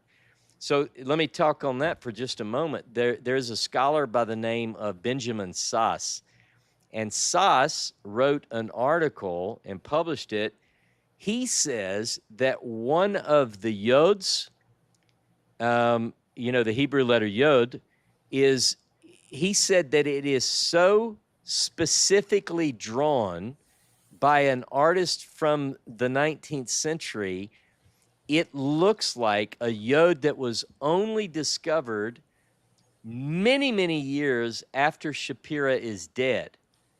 And it is not represented by anything that would have existed in the time of Shapira. So his point in his article is this one letter proves the authenticity of the manuscript. Mm-hmm. Now, by the way, I would say, to be fair about it, there is another scholar, a friend of mine, I consider him a friend. He does not accept the authenticity of the manuscript. His name is Matthew Rochelle. He counters Benjamin Sass's article and says, no, one letter doesn't prove this, and here's why. So the debate is really still raging. Because there was also a German scholar who said there are two letters that make it that resemble the orthography of a Polish Jew, rather than, or like the vocalization of a Polish Jew, and I know Dershowitz responded to that, and others. Yeah, real brief though, because you bring it up. Yesterday marked 141 years to the day where Ginsburg published his reasons for the forgery, and he was one that said, "Look, the pronunciation, the spelling of these words reflects, as you said, someone who is of European Jewry, and particularly Polish." What I find interesting about that is he too, not only was Shapira Polish, in other words, it's almost like he's going, I don't know who made this thing, but if I had to guess, he would be maybe a Polish Jew. Well, it just so happens that Shapira's a Polish Jew. Yeah, so it's like you're drawing the bullseye around your target. Yeah, because now what I would say is, well, hold on just a second, Ginsburg, you too are a Polish Jew, but I promise you that Ginsburg is not saying he's the forger. He's pointing at the other Polish Jew. So it's really now. I just wanted to show this picture of how he was represented in the papers. Oh yeah, so this is like as anti-Semitic, as like inflammatory as you can get. That's right. Like he looks suspicious and shifty, and the features, and like the ink is running down his hand. Yeah, it's unbelievable. The way he was a character assassinated from the very beginning. That's right, and it's so interesting the way that cartoon that cartoonist drew that. Ginsburg is presented with features of, a Caucasian, someone who is European, little button nose, whatever. And Shapira has got all the typical anti-Semitic tropes that you know. They call him Shapira the apostate. Yeah, that's right. That's right. So yeah, you get that. Now, what I think now, because we've got so much, like I honestly, as I wrote in the book, I said at the beginning and the end of my book, I said, look, you're the judge and jury, you're the reader. I'm going to present the evidence, because one thing, here's something I want your viewers to know, Wissam. If I claim that this is an authentic manuscript and it represents the words of Moses from God to Moses to the people, and I mislead people on purpose as a believer, that's not good, right? So I say at the beginning and the end, here's all the evidence I can produce, and based on the evidence, it makes me think that the preponderance of evidence suggests that, first of all, this cannot have been forged by someone in the 1800s, because they didn't know enough. Here are a couple of examples that I may not have covered earlier when I jumped around a little bit. Remember, in the 1800s, they didn't expect for any leather to survive. They didn't expect for there to be a black, sticky, gelatinous substance on a leather scroll. They didn't expect, in fact, they said that it stretches the credulity for someone to suggest that this is an ancient piece of leather that survived from biblical times. And if leather survived, would we have linen fragments that survived too? And what is this black sticky substance? And why does it smell like asphalt? And, now again, some of the Dead Sea Scrolls were written on leather. They had a black gelatinous substance, which scholars debate what exactly it is. It smells of asphalt. They recorded the same smell in 1946, 47, 48, 49. Famous articles on the Dead Sea Scrolls. They associated these, some of these were the same size. Remember, one of the reasons that Claremont Ganneau, one of the detractors, he says that the forger clearly cut the bottom off of a Torah scroll like I have here at my office. Mm-hmm. You take a leather scroll, a Yemenite scroll, for instance, you cut the bottom off of it, you've got about a 3-inch, maybe a little bit more margin, and you just make it look old. You scoot it around on the dirt a little bit, maybe slop it in some kind of substance, and you, voila. In fact, Claremont Ganneau said, if you guys will let me cut the bottom off of a scroll, I'll make you an ancient copy of Leviticus or whatever you want. He said there's one thing you can do that will just kind of seal the deal of the forgery, and he never did it. Yeah, that's right. Yeah, he had the opportunity and just didn't follow through. Mm-hmm. So here are a couple of other things. The argument is that they didn't write in Paleo-Hebrew. According to the work of Emmanuel Tove, which I know that you, and if I'm not mistaken, I did snoop around on your website, and I watched a very fascinating discussion between you and I think a brother by the name of Ali, who was talking about some textual criticism questions, if I'm not mistaken. Very good, by the way. Very good. But Emmanuel Tove says that of the documents which are biblical, right? So that, let's say there are 1,000 some odd manuscripts represented in the material that is found at Qumran. Nearly 800 of those are biblical text, related to the biblical text. Of those biblical texts, some 800 in number, there are approximately, there are 12 manuscripts written in Paleo-Hebrew. And of those 12 written in Paleo-Hebrew, all of those works are works which are attributed to Moses. Of those manuscripts... You're talking about the Judean desert fragments. Yes. 12 manuscripts written in Paleo, all of which are associated with the authorship would be attributed to Moses, either by tradition or works that we would think are Mosaic, meaning Torah text or Pentateuch text.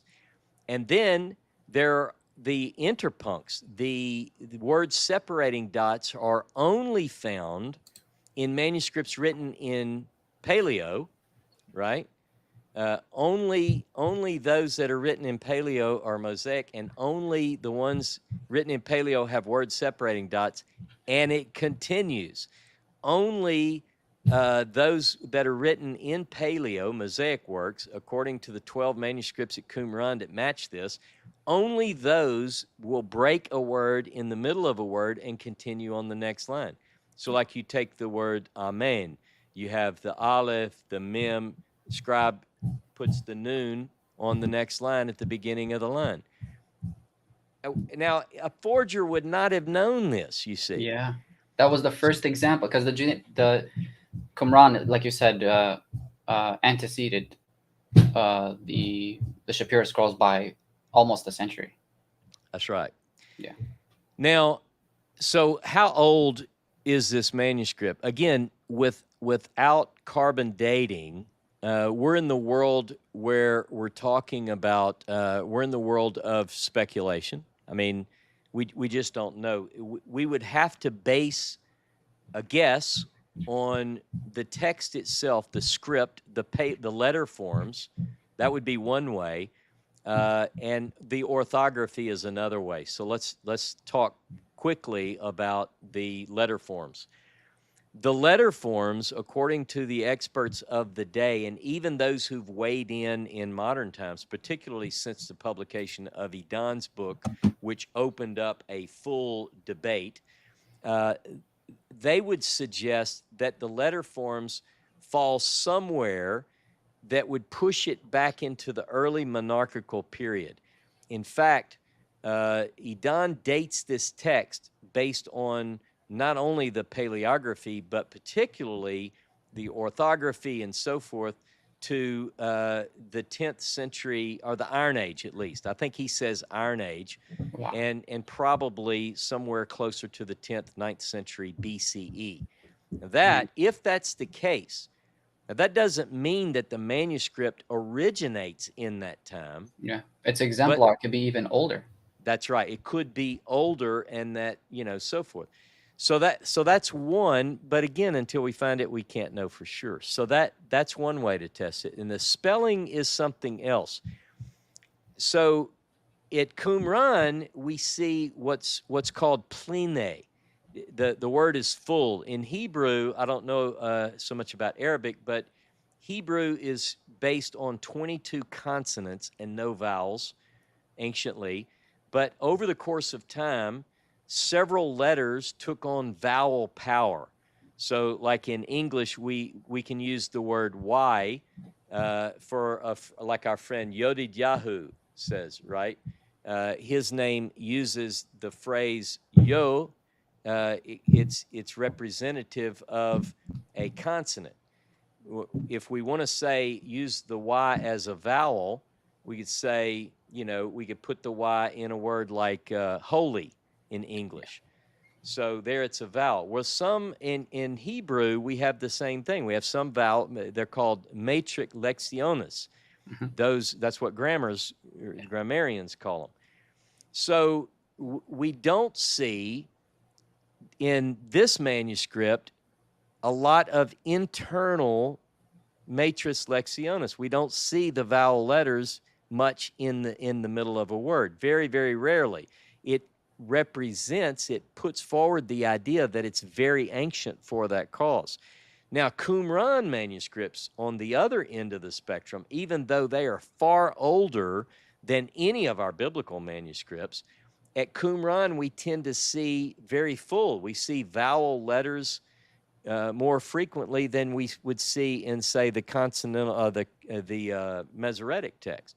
Wow. So it strikes you when you read this manuscript, and it struck Gutta and Meyer and others as something that was very, very ancient, you see. So what do we do? Well, the first thing we have to do is we have to do everything in our power. A lot of us are studying this manuscript, studying the Pentateuch and comparing the two. We're looking at what we do know, what we do have, and we're also searching for the manuscript. We are all over. We've traveled, the Tylers and I in particular have traveled to Germany and to England, You know, it's kind of one of those deals, like if I lose my keys and I ask my wife, hey, where are my keys? She'd say, what would she ask me? She'd say, where did you see them last? Mm-hmm. So the last place that 15 of these strips of the 16 were seen, You're like a modern day Adrian Monk. hey, you have to track it down, right? So where were they last seen? When Shapira died, 15 of the manuscript strips were still at the British Museum. And we know that his widow wrote a letter. She wrote a letter to the director of the British Museum, and she says, I'm looking for my husband's manuscript. And the reason we know that she wrote a letter, we don't have that letter. What we do have is he then wrote a letter to Ginsburg. The director of the museum writes a letter to Ginsburg, and he says, hey, Widow Shapira's asking about the manuscript. She wants to know where it is. You see, I'm kind of being like I'm insinuating there's something kind of shady going on here. It's because in my gut, I feel like something's going on. Now, others would argue against me, but I think I've got this nailed down. So she's I got to read that for section of the book again. It was so riveting. Yeah, I know, man. So, but we don't know the response. We don't know. They did not send the manuscript to his widow who's requesting it. She says, I'm asking for that manuscript of my husband's. She said, among his things, I found 2 small pieces, and I sent those to Professor Schlotman. Now, all of this is in the book, so your viewers are going to have to read it to understand the interconnectedness of the story, the mystery involved. Schlotman is the first person in September of 1878, when Shapira first came to possess the manuscript. He sends a transcription to Schlotman and says, hey, check this out. I think I have an ancient manuscript here, so forth and so on. Schlotman writes him back in October, as quick as the mail can get there and get back. He writes him from Halle in Germany. He and a scholar by the name of Franz Delitzsch both chide Shapira. They said, how dare you suggest that you have a Bible more authentic than the original that we have? See, he's a fundamentalist. Yeah. What are you saying? You've got an early version of the Moses scroll. We've got the scroll that we have the Pentateuch. It's the real deal. But his wife doesn't know this, that these two have had any friction. There's a reason she thinks that they might be, close, and that maybe Schlotman might redeem her husband's name. Right. Long story short, so now I know that 2 pieces, which I talk about in the book, went to a professor in Germany. The 15 pieces, we follow the famous fragments in the book. The 15 pieces end up on a cell block, S-A-L-E block, not cell block like a prison. They end up on a cell block, and they're sold by Sotheby's at an auction to another group who ultimately sell them to the last known possessor. So from Sotheby's, they're sold to a bookseller very shortly thereafter, and then ultimately they end up in a man's possession by the name of Philip Brooks Mason. Now, I didn't discover this. This was discovered by this person I was telling you about in Australia. Matthew Hamilton discovered that they were the last possession of this guy, Philip Brooks Mason. Now, what happens after that? We don't know. The conchologist. That's right. That's right. For somebody in the audience who's familiar with that, he was a scholar of conchology. Yeah. So that, and the only reason we know this is because Matthew Hamilton discovered the sort of like you would read at the funeral of this person. This guy by the name of Thornwell read at the funeral. He said, hey, some of you don't know that Philip Brooks Mason was the last known possessor of the Shapira scroll. So that turns back on the search. So when Matthew Hamilton found that, the search is back on again, and people begin to look for, what do we know about Philip Brooks Mason? Maybe it's in his stuff. Maybe somewhere his descendant has it. So we're exploring all of those avenues to see if we can find it. I will say, without saying much, that just in the last couple of weeks, few weeks, I received an email from someone in England that the Tylers and I met while we were over there, another researcher, and he's got a lead. He says that he found a reference to these manuscript strips from 1979. So that brings it much closer. If this checks out, now we're looking into this right now, but if this checks out, then a lot of people think, Ross, you're looking for a needle in a haystack. How about this? Maybe it's not really that difficult. Maybe it actually is possible that we'll recover this. God willing, maybe you'll recover it on the same September, on the anniversary. Wouldn't that be something? Yeah. I'll say, when we talk about dates, you and I didn't really, we went back and forth, and you were gracious enough to give me a little bit more time. My son and I are moving our teaching organization from one building to another, and so it's been real busy. But dates are real important, I think. And one of the things that I find very, very interesting is that Moses Shapira was found dead in a hotel room in Rotterdam on the 9th of March, 1884. And we think that he probably died on the 8th. But his body was discovered because he's staying in this guest house, and he hadn't been seen since Shabbat, since Friday evening. He goes into the room. He's not seen all day Saturday. Sunday morning, the guests are saying, hey, where's our friend Mr. Shapira? And they call the police, and they go open the door, and they find him. Depends on what you read, Wassam. Some accounts say he's dead on the bed. Some say he's dead on the floor. It appears that there might have been a struggle. The room is sort of in disarray. A suitcase with a few manuscripts and some business cards and papers are scattered around. He's been shot in the head. So some reports say he took his own life. Maybe that happened. He's distraught. He even maybe feels like he can't survive the shame. He wrote a letter that said that. So most people think that. You know what's in forensics, like actual physical forensics, has advanced leaps and bounds since then too. So perhaps if the reevaluation of the scrolls yields positive results for its authenticity, then maybe a case can be reopened about his mortality, or like what happened to him. Because now we're in 2024, and perhaps they can look at things like velocity or direction and right. Yeah. Well, we now actually, since all of this research came up, there is a person in the Netherlands who has determined the location of Shapira's grave, which was not known prior.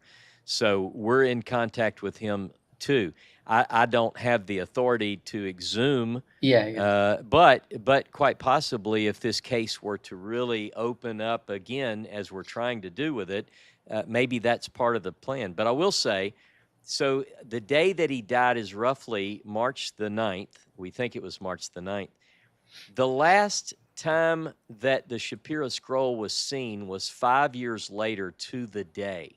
Wow. The last known possessor, Philip Brooks Mason, gave a talk called The Forgery of Shapira. And in that talk, and then we never see him again. So the story as we have it, of course, I recommend that people read my book and they read Edan's book. Edan's book is I'm going to put the link in the description once this video is over. So I see the question on the screen is, would I recommend that this person read Shlomo Gill's article, The Shapira Scroll was an authentic Dead Sea Scroll? Absolutely. Look, when I started this research, again, I read Hanan Tegay's book, and it just fueled a flame for me. I wanted to read everything. So I'll tell you, up until my book was published and then a whole ton of articles and other things were coming out, here's what we had. I just took a couple of notes. We had Miriam Harry, her book, The Little Daughter of Jerusalem, where she gives sort of an idealized picture of her life with her father. She was the apple of his eyes, so many of us who have children. Shapira had two daughters. This one was the younger, Miriam, and she tells the story. Now, what's interesting is she talks about this scroll. Moses and Miriam, that's incredible. That's right. That's right. She tells us quite a bit about the scroll in her book, and I used that book as sort of part of the way that I built the narrative of my own book. You know, I incorporated some of those elements into the story because, you know, you might say, well, how do we know that her memory is precise? Well, it may not be totally, you know, dead on with exactly what happened, but it certainly gives us a little context. She would remember certain things about her father. So I have that. I also have a book that I would recommend called The Shapira Affair by John Marco Allegro. Now, John Marco Allegro is a Dead Sea Scroll scholar. He's passed, but he is sort of known as the maverick of the Dead Sea Scroll scholars. But I like the guy. He's got courage. He stood against everybody in his time, and he didn't care. He was just a tough scholar that you know, put his theories out there. So what happens, let me give you a couple more references. In 1956, a scholar by the name of Menachem Mansour, so for this person who's watching who wants to know what else to read, Menachem Mansour wrote a paper, let me get the title, it's called The Case of Shapira's Dead Sea Deuteronomy. And that is the classic. That's what every one of us had to deal with when we first started looking into the Shapira saga. So you read Menachem Mansour, there's a rabbi by the name of Fred Reiner who wrote C.D. Ginsburg and the Shapira Affair. So you can Google a lot of these articles and you'll find, now since I did my research and wrote my book, which was published in February of 21, hundreds of articles, most of which stay with the status quo against my view and against particularly they're really rebutting Idan Dershowitz. But I'd like to say, if I may, they don't effectively take on his arguments. In other words, he brings forth some very consequential points to propose that it is authentic, and a lot of their arguments don't address them. I mean, you know, that's the problem. Yeah. You know, there are cases like this too, where it's very interesting. Like, for example, like New Testament scholars, there's this very accredited, but also like very hardline evangelical paleographer. His name is Philip Comfort. And in his works, he's very guilty of this sometimes. Like, where he will take like a very early dating on certain texts, and the evidence for their late dating he never touches. It's just like one section on the positive. At other times, if it's like not a biblical manuscript, or if it's like something that was from an apocryphal document, he'll actually like give you detailed reasons for why it should be dated later. Yeah. And then there are cases where scholars have now like determined these are not part of the same codex, because like the fibers go the opposite way. Like the fibers on the papyrus are in the opposite direction, but he won't even address that. So like the strongest arguments, sometimes they just kind of swerve around them. Well, and I get a lot of people, a lot of the scholars today would just say something like this with some. They'd say, you don't have the manuscript, right? You're like, well, no, I don't actually have because the last scene here, there was a piece, and they would say, well, look, then it's over. Yeah. The discussion's over. You're like, well, hang on just a second. And what they like to say is, if we don't have a chain of custody, if something is not discovered in situ in an archaeological context, I mean, I get that. But let me tell you this, if you say that and you stick with that rule, guess what happens? The Dead Sea Scrolls, what do you do with that? Brent Nongbri's God's Library, half of that book is dedicated to showing that most of these enormous biblical New Testament majuscules have no provenance. They Right. just show up at a curation event or like at a museum, and it's Right. like just a little story of an Egyptian getting a little, a little bit of a bribe to show, but it has like no chain of custody, not the Bodmer papyri, not like watching 20 hours, nothing. So if you're right, if they were You, consistent with that. you're I told you briefly that, and I mentioned on this broadcast that I'd love to go to Yemen one day, God willing, that the situation would allow that to happen. One of the reasons is because Shapira is one of the things that I like about Shapira. He's the man with all these connections. In other words, he's going to Saudi Arabia, he's going to Yemen, he's going to Egypt, before other people, like we know of Solomon Schechter and some of these others who, and you know the story about in Cairo, the Cairo Geniza and so forth. Shapira is working with these communities, and he's purchasing some of these old manuscripts. So, for instance, in the British Museum, on Shapira's sign outside his shop in Jerusalem, it said, Moses M.W. Shapira, and one of the things it says is agent for the British Museum.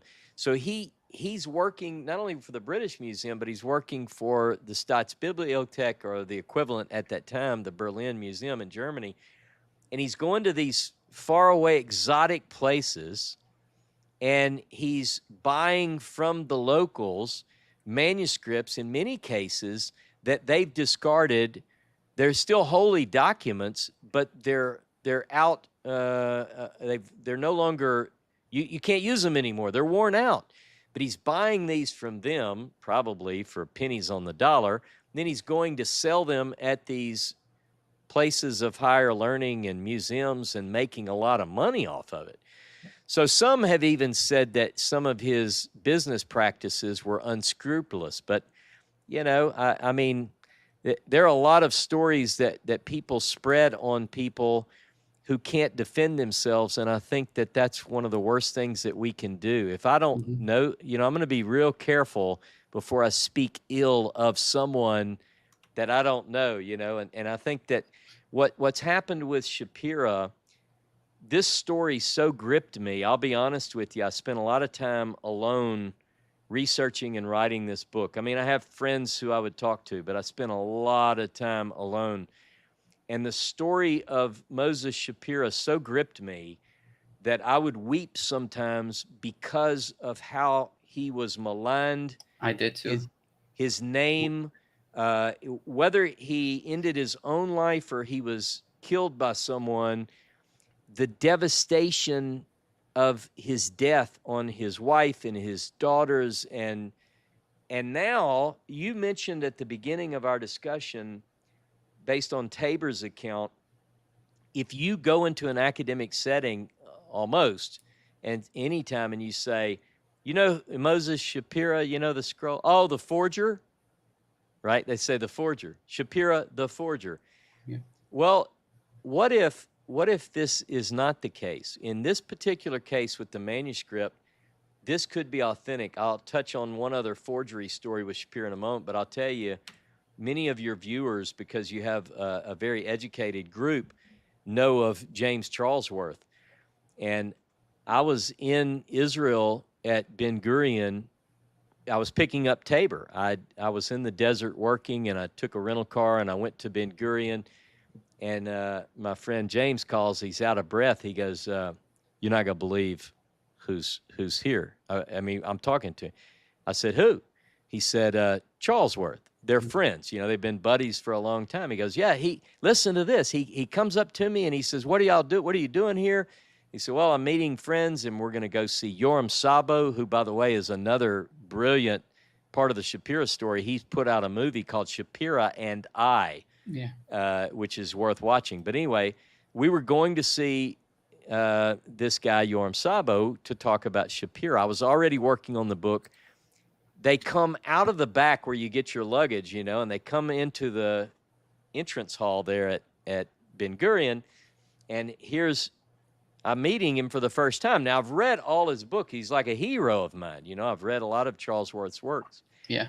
And he Tabor says, show him what you're working on. So I show him the text, and I'm putting together this text with the transcriptions from the 19th century. And he looks at me, touched my arm, and he says, you know, Ross, you know they're authentic, don't you?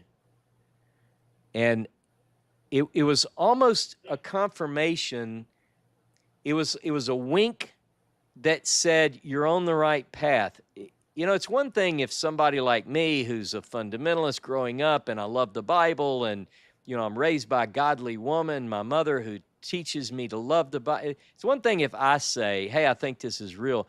But for me, for James Charlesworth to say, it's authentic. And I said, why do you say that? He said, because I know of some of the forgeries associated with Shapira. He's talking about the Moabitica, which might be another show we do, because I don't think they're all fake either. But anyway, he says, I've seen those, and they're bad. They're really bad. But he said, this is too good. It can't be fake. So when I finished the book, I sent copies. Obviously, James Tabor was a big part in terms of scholarship that looked at the book, helped me, coached me along the way, gave me recommendations. I had other friends read advanced copies, the Tylers, Joan Ovandor, others. But James was very instrumental in helping me from the academic side. And he gave me addresses like, hey, send it to this guy, send it to that guy.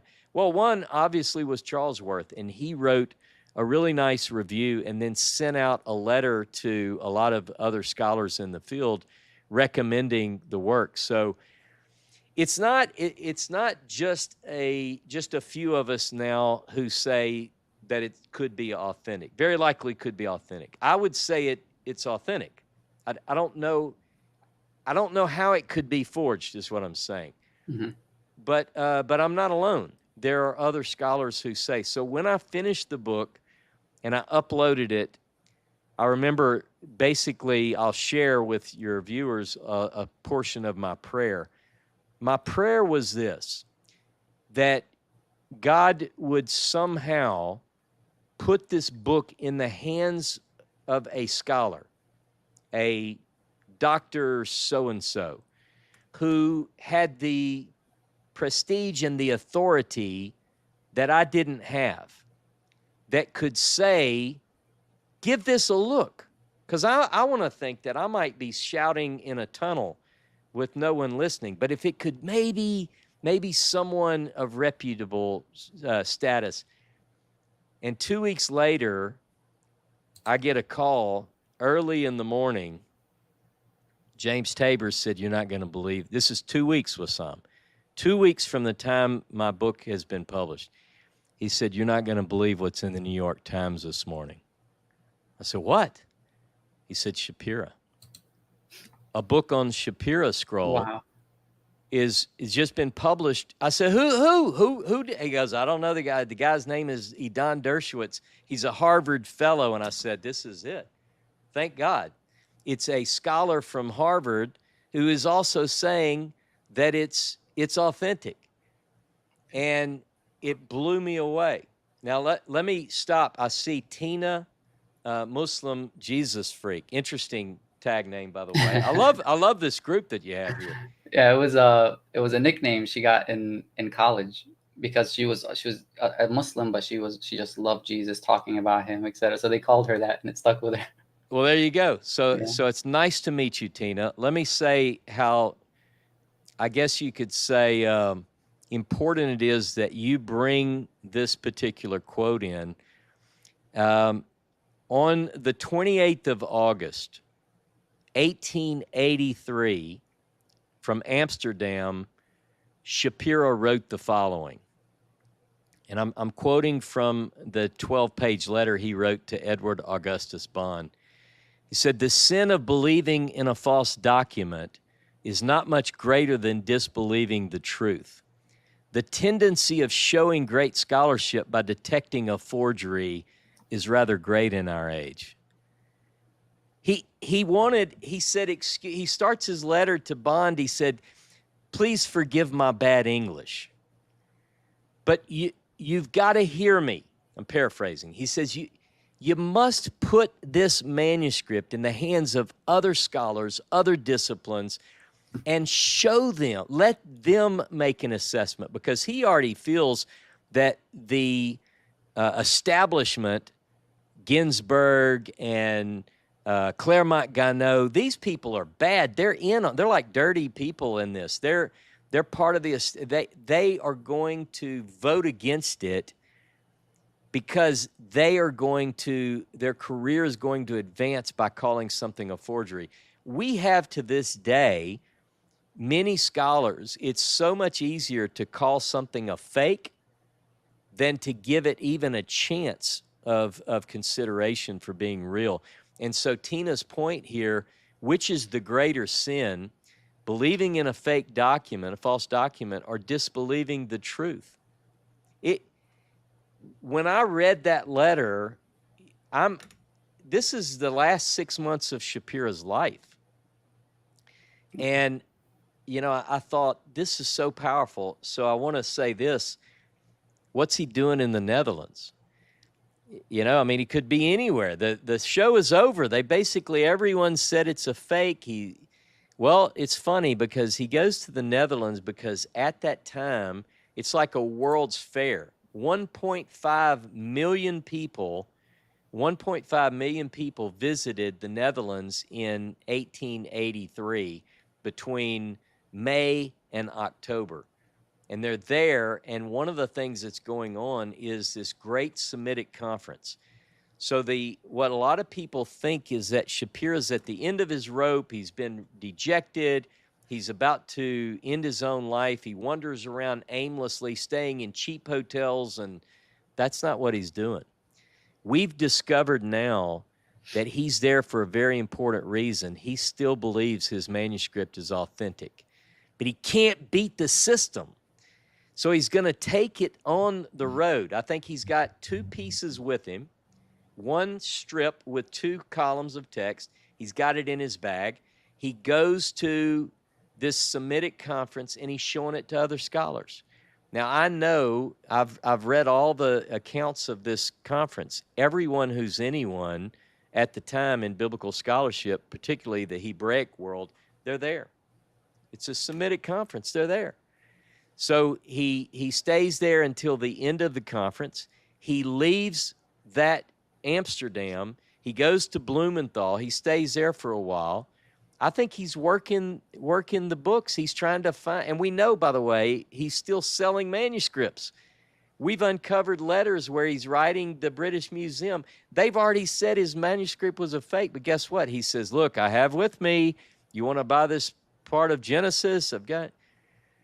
It's amazing to me the way that people have run him down like he's just at the end of his rope. He doesn't even fix his hair anymore. It's like that's the way they want you to think about it. But Yeah. he's doing business. He's trying to sell his scroll. So there's a big prejudice against Shapira, but there's a bigger prejudice against his scroll. I want to read this, and then I want you to allow questions or whatever. My time is yours if you want to keep going. Thank you. Yeah. This is from the book The Shapira Affair by John Marco Allegro. He writes this. This is the opening, chapter 1. Biblical scholars could once more relax over the medieval text they had always used, happily confident that their theories would never be upset by really ancient manuscripts of the Bible from Palestine. None existed. None could exist. The Shapira affair was closed. So aptly does that describe the scholarly response to these ancient manuscripts, which I believe are the oldest version, two copies of the oldest version of the Torah of Moses. This is my view. So what I'm not saying, just so your viewers don't get the wrong impression, I'm not saying that what was discovered by the Bedouin in the cave east of the Jordan, high up in the Wadi Mujib in 1865, I'm not saying that that is written by the hand of Moses. What I am suggesting is that if we could see the real scroll that Moses wrote, the one that's mentioned in the Bible in Deuteronomy 31, where it says, and Moses wrote this Torah and he gave it to the priest, and and so forth and so on. I think it would look just like this, except a later scribe added the opening and the closing.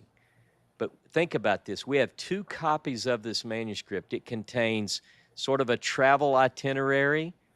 It contains very little narrative, but it does contain a version of the 10 words that's different. That shouldn't shock anybody. If somebody says, well, I'm a fundamentalist, I believe that the King James Bible, well, in your Bible, your versions, the 2 versions don't even match. So one more is not a big deal. But it's got a version of the 10 words, and then it's got, not only does it have a 10 words that actually numbers 10. I want to say that again. Most religious people, especially within Christianity and Judaism, they don't know how to number the 10 commandments. How do you number it? Look it up. I mean, go to Wikipedia even and look at the different versions, how they number it. They either have to split the first word into 2 to make 10, or they have to split the last word into 2 to make 10. Guess what that means? There's only 9 in the Exodus version and the Deuteronomy version. But in the Shapira manuscript, those 9, they're worded differently, and I think better. But there's also a 10th, and here's what it says, and I think that this goes to your invitation to me, which I am so gracious for. This is what may this bring about a relationship between us and the world. It says, you shall not hate your brother in your heart. Think about that. Shall not hate. That's the commandment? Are you kidding me? What is fascinating about this version of the 10 words, that text, exactly that text, is found in Leviticus 19. But what is even more interesting is that this Shapira manuscript has not only the 10 words, but it has a corresponding blessing and curse. So if you say, don't hate your brother in your heart, here's the corresponding blessing and curse, just because I think it's good for me to close on this from my perspective. And then I'm open for questions. You shall not hate your brother in your heart. I am Elohim, your Elohim.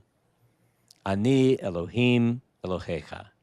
Actually, it's Anochi Elohim Elohecha.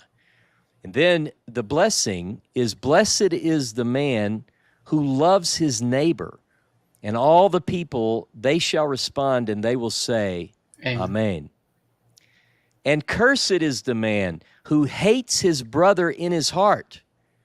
And all of the people, they will respond and they will say, Amen. And each of the 10 words, this, by the way, this chart is in my book, but it's also on Academia. It gives the 10 words and then the blessing and the curse. So very, very powerful. And I hope that I've sort of at least presented some of my reasoning for why I propose that the preponderance of evidence suggests that this is an ancient, the most ancient version of the Torah of Moses. I think it really is. I agree. And I'm actually so looking forward to having Edon, because I corresponded with him like 2 days ago. He takes forever to respond. I know because he's busy and he's like teaching and stuff. Well, hopefully I can get him here to talk about the technical aspects even more, about the developments in Pentateuch scholarship, about the earliest strata and the later strata and how they match. Absolutely. I think that's going to be very on top of everything that you've said. And I know if everybody's interested, and I know everybody is, this is mind blowing. This is beautiful. This is like an actual story is unfolding. But if you go to Ross K. Nichols TV on YouTube, he has all of his streams that he's done on the topic, all of like the dedicated videos that he's done on both the Shapira scrolls and his own insight on how he reconstructs the original words of Moses. It's unbelievable. But I wanted to say, like you brought up this last commandment about you shall not harbor hate in your heart for your brother. Yeah. Like, bizarrely, this was one of the criticisms against this text, Right. saying for sure this is a Christian forgery because he added this as a commandment. When I read your book, I'm like, okay. And the person I was reading it with, they said, yeah, this could be something that could be attributed to a Christian. I didn't know it was in Leviticus. Like, Right. do they read the Bible? Like, They how they could this ever they be a don't. criticism? Yeah, yeah. It's funny that that's your reaction, because here's the way it comes across. There is a prejudice, I think unintentional. A lot of people, their view of the Torah or the law is that It's it's a harsh. burden, that it's Yeah. harsh, and that you can't keep it, and that, a man is saved by faith and not of works, lest any man should boast. And if you even try to keep, blah, on and on and on That's and on. Paul. Yeah. That's James. That's where So James Tabor. exactly. So if you have that negative impression Wow. of, then you think, and I'm not suggesting that Jesus didn't have some wonderful teachings, but it's almost as if people say, well, that's too good to be Moses. That's only going to be Jesus, right? Yeah. So you say, well, wait a minute. I'm not going to take anything away from Jesus, but would you at least admit that Jesus, when you ask Jesus, what's your favorite verse? What's the most important verse? He doesn't say, a man went out in the field to sow, or, he quotes Moses. Yeah, he says, well, the most important is this: you shall, the Lord our God, the Lord is one. And the second most important is, Love your and neighbor. love your neighbor as yourself. What is interesting is that a lot of people think that that's Jesus's summation of the law, and I've while heard that that. When I well, speak to it Christians, is. they do. They say, "Oh, well, the old law was this, but the new law is you shall love your neighbor as yourself." Yep. And it's hilarious. I think it's actually brilliant. I think it's one of the greatest things. And other rabbis came up with other things. Like, what's the most important part of the Torah? In fact, famously in Jewish literature, there's a question where you have Hillel and Shammai, two competing rabbis in the Second Temple period, and Shammai is sort of harsh, and Hillel is sort of lenient. And so this non-Christian person or non-Jew goes up to Shammai and he says, "Teach me, teacher, the Torah while standing on one foot." And he chases the guy away with a stick. "How dare you? I've been learning all my life, and you're going to ask me to get it down that simple?" And he goes to Hillel and asks the same question. And supposedly Hillel says, "What's hateful to you, don't do to your neighbor." Sort of a play off of the golden rule, sort of the other side of that coin.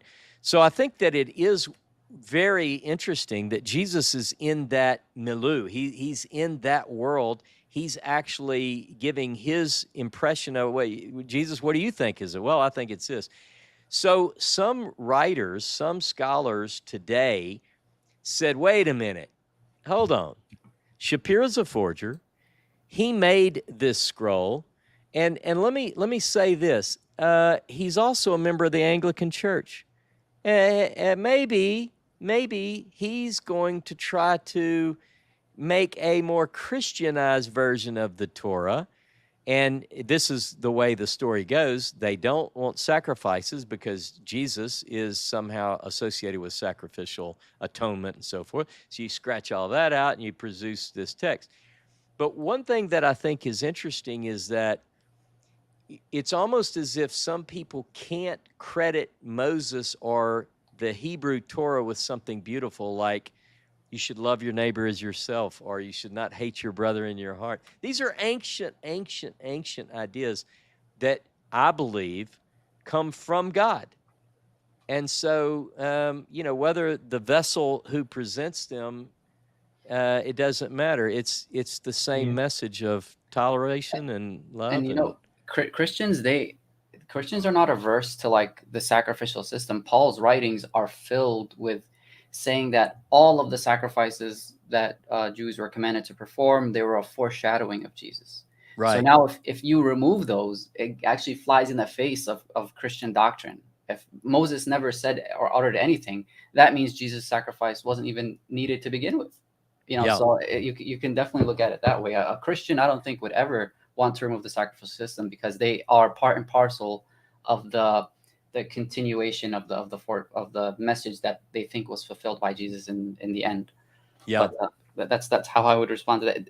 Is there anyone who has any questions for Ross about any of his research? Because I know I have a bunch, but I want to give. And hopefully I know that they've probably put plenty, but I didn't close my mouth enough to allow those No. questions in yet. But I'm open if people won't have other questions.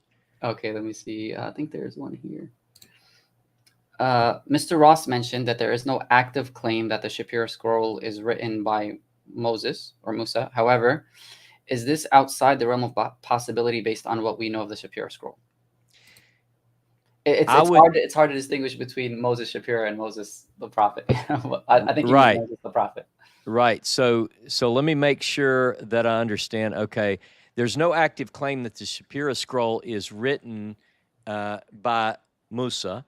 So what I'm saying is that what was discovered was not the actual one written by Musa, not the autograph. Exactly. Right. What I propose, and this is evidenced by a couple of points, because of the same research that led me to search for the Moses scroll, it begins and ends with a reference to Moses, right? Mm. So that suggests to me that it is not written by Moses, but it's written, that is tacked on, if we will, to someone's copy of something which comes before. Yeah. So the other thing is that we have, to the question, we have two copies that were discovered together. And again, some of the reports say that it was actually three. So let me just read this and we'll go to the next question. Here's the editorial head note in the English translation as I translate the Hebrew. These are the words that Moses spoke according to the mouth of Jehovah, Yod-Heh, Vav-Heh, the Tetragrammaton, to all of the children of Israel in the wilderness across the Jordan in the Arava. And then it begins. So that would be the introduction by a later scribe. And then it begins, Elohim, our Elohim, spoke to us in Horeb, saying, you've dwelt long enough. Now, from this point, all the way through the manuscript, it's a first-person narration. There's no third person. And then the ending says this, these are the words that Moses commanded to all the children of Israel according to the mouth of Jehovah in the plains of Moab before his death. So again, that's the tack on at the end. So I would just say that this is the beginning and the end or not, right? Wow. Yeah, this is fascinating because in textual criticism, you find a lot of like focus on the prologues and epilogues of certain gospels or certain books, because that's usually where scribes would tack on a significant portion. Because if the text is already established in a manuscript, it's hard to put another folio in the middle of a codex or right. So they would kind of manipulate the beginnings and ends. So, for example, James, let me just say, James says good night. If he's still on, I would just ask my friend, can you not tarry with me for just... Yes, please. No, that's the question that Jesus asked when his teachers are going, Jesus says to those around him, can you not stay up just a little bit longer? Yeah. No, but I appreciate that he was here too. He's very, very busy. I happen to have some insight on what he's working on, so it's going to be good. Okay, awesome. James, we'll be talking because Wissam wants to bring you on and talk about Secret Mark, and I'll be happy to be in the audience for that. He said he never said good night. Okay. Or question mark. Okay. Never said all good right. Night. He just said he got here late. Would you like to come on board, James, and say something, or is it like inopportune? But yeah, I would love to have you on to speak about the secret gospel of Mark, and I've done a lot of studies on it, and I want to get your opinion and hopefully get that into the minds of the populace about this very famous manuscript of a recension of the earliest gospel, which might be earlier than Mark, according to some scholars. But I wanted to ask you, Ross, about the passage in Ezra, or about the reading of the scroll in the mornings. Can you speak about that and about how that corroborates or confirms the relative size of the Torah? Yeah, absolutely. It's a very good point. It's a very strong argument. In fact, I have to say that this idea came to me, and I footnoted in the book by my friend Jono Vandor, my Australian buddy. We were talking, and he brought this up. So what we have in Nehemiah, the book of Nehemiah, chapter 8, is that Ezra and Nehemiah, they've come back from Babylon. They're in Jerusalem, and they are reading. It says they're reading from the Sefer Torah Moshe, and they're going through this. They're reading this particular text, and it says they read from it from the beginning, from the morning until midday, with commentary. So the idea is that and let's just be very literal with that. Let's say they start at 8 a.m. and they go till 12. Some of us start our day earlier, but that's the idea. It's like morning and read it until the midday, and that includes having the commentary. Well, what we know is that the implication is that the entirety of the scroll is read. All right, that's the way it sounds. Now, some people would argue and say it doesn't say that, so that can't be what it's talking about. But I think it might be. And so, if you were to read the entire Pentateuch from Genesis 1:1 to Deuteronomy 34:12, we have people that do that. In fact, according to Deuteronomy 31, every 7 years in the year of release at the Festival of Booths, in Hebrew it's Sukkot, the people assemble, all of them, men, women, children, everyone. And the entire Torah is supposedly read at that time, out loud. Well, we know, because people do that reading Genesis 1:1 through Deuteronomy 34:12 takes more than 20 hours. So could it be that what is reflected in Nehemiah chapter 8 is this memory that reading the entire Torah didn't take that long? Now, I know that some people who know their Bible very well will say, hold on just a second, because there is mention somewhere in that narrative about Sukkot and the building of booths. So you say, well, but that's not in the Moses scroll. Well, here's what's interesting. What's interesting is that in Nehemiah, where it talks about that, the 4 species of trees don't match Leviticus 23. In other words, they would say clearly he's reading Leviticus 23, but that they're discrepant. They don't agree. So we have to really dig deeper to get that idea. So, Okay. Anyway, some good stuff. What are some other good questions we have rolling in? Oh, okay. Does anyone have any other questions? No, this one is polemical. That's yeah. Somebody wants to ask why you're not a Muslim yet. So okay. Well, no. It's okay. It's a good question. Yeah, it's been like 3 times already. Well, if he's asked it 3 times, then he at least deserves an answer. Okay. So I'll be 58 this year, and God willing, I'll live to be 120, like Moses, my teacher. And I don't claim, partly because I've been through so many religions on my way, right? So starting out as a good Christian boy in the Baptist church, I went from here to there, sort of moved more towards Judaism, I guess you would say. And what I have, my current place, I never say what I won't do. Like, what will I do tomorrow or next week, because it's in God's hands. But what I would say, at least for the present, is that I'm not interested at the present in adopting another religion.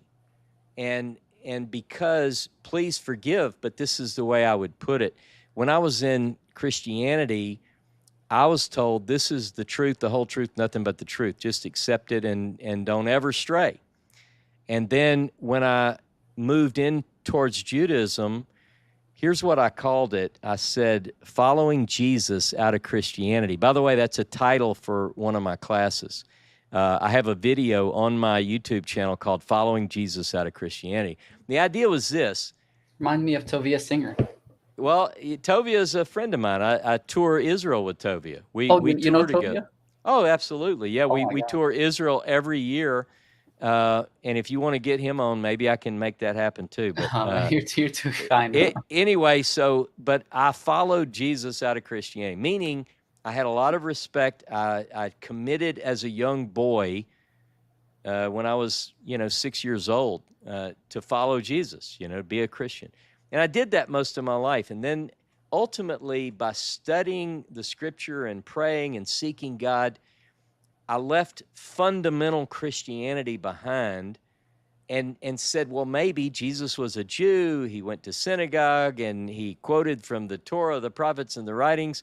If I'm going to be a true follower of Jesus, I have to leave Christianity away leave it behind, because Christianity is not the religion of Jesus, but it's the religion about Jesus. You see the distinction I made. Mhm. So then I thought, hey, I guess maybe I should become Jewish. And I did. I thought about that. I considered it heavily for years. But before I made that commitment, I basically could say I followed Moses out of Judaism. And so you can see my hesitance to consider adopting any religion, but I never say never. So what is the Arabic word for invitation? Is it dawah? Dawah. Dawah. So if that's an invitation, then thank you for the invitation. I never say never, but I also presently would consider myself to be let's say, a friend of God. In some ways, I submit to God, and I'm interested in learning all I can about the Hebrew Scriptures, and my field is Moses. So hopefully that's a satisfactory answer to our It was friend. perfect, to be honest. That's the best outlook, to be honest. That you take it day by day. If you're convinced now of something, you ask God to keep you firm upon the truth, and if the truth is elsewhere, we ask God to guide us to it. No, like you said in the very beginning. This is the objective. The objective That's is not right. to make ourselves comfortable. It's not to, just be acquiescent with what we've taught, with what we've been taught, but rather to explore and see what God has planned for us. Because we all have an unshakable belief in God.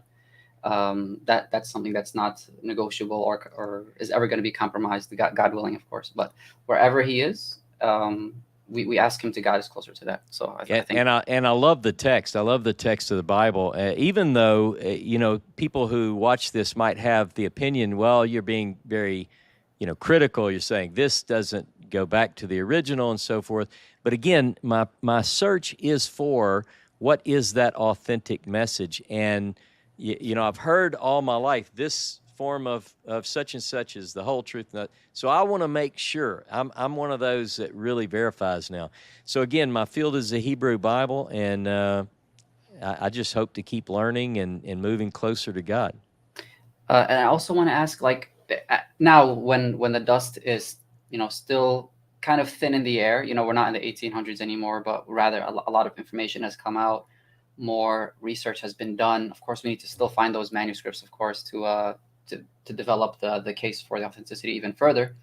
But what do you think now still remains the most puissant, or the most powerful contentions against the authenticity?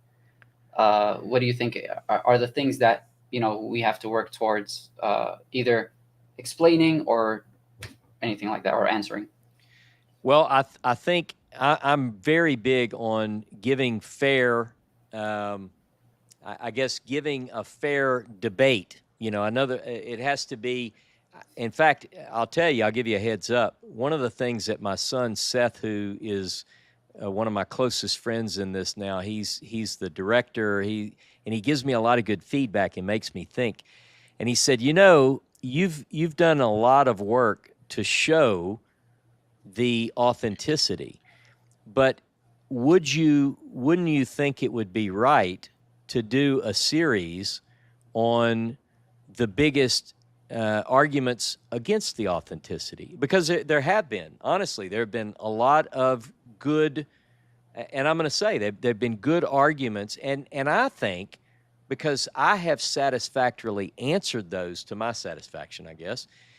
But there are some things that I still question. I want So it's one thing, for instance, it's one thing, let me put it this way. It's one thing to say it is an authentic ancient document, because it could be a Dead Sea Scroll. It could be sort of, some have proposed that it is they've called it a vest pocket Deuteronomy, like a liturgical text that someone created for the purpose of getting the basics, a Reader's Digest version of Deuteronomy. Some have said, I think it's ancient, but I think it's a vest pocket version. In fact, we have examples such as Jacob Teicher in 1957 wrote an article. That's basically what he said. It's somewhat the view of John Marco Allegro, that it is an abbreviated form of Deuteronomy. They would certainly not say, no, this is the scroll, a copy of the scroll that Moses wrote. See, that's something I would. It's authentic. It's just an abridgment. That's right. Now, one of the things is that, and I'll get back to this series that Seth recommended, but one of the things that Idan sets forward to do is prove from the survey, the profile, the linguistic profile, as he calls it. It's an entire chapter in his book written with the association of another scholar named Naama Patel. They together write this linguistic profile, and they say it's really over my head, honestly, the linguistic profile. I follow most of it, but not all. But they say that it clearly proves that it is not derived from Deuteronomy, but that Deuteronomy derives from it or something very similar, right? Wow. So you would have interpolations. You would take a text like this, like what Idan calls the valediction, and you would add to it later additions to the text until you come up with Deuteronomy. Whereas some scholars would say, no, Deuteronomy is first as we have it, and then things were taken out to produce the Moses scroll. He says his evidence, and from what I follow, I'm not just saying false humility here. I really can't follow all of it. I think he does prove that, and he certainly believes he proves it. So yeah, that reminds me of two cases in the New Testament. One which was a topic of focus in my last interview with Dr. David Trobish, with Marcion of Sinope. And so there's this discussion in Christian or New Testament studies whether the gospel according to Luke that existed in Marcion's canon, which is shorter, just like the Shapira scroll, it's much shorter. It takes out a lot of Old Testament references. It takes out the genealogy, a lot of problematic things that New Testament scholars today have begun to realize were not original to Luke. And things that were historically implausible, taken from Josephus, etc., or mimicist type stuff that Richard Purvo has shown that were not original to Luke as well. And then the writings of Ignatius of Antioch, same thing. There were 7 letters, and then there's 14 letters, and then a Syriac collection that was just discovered with only 3 letters. That takes away the New Testament references. It doesn't call Jesus God.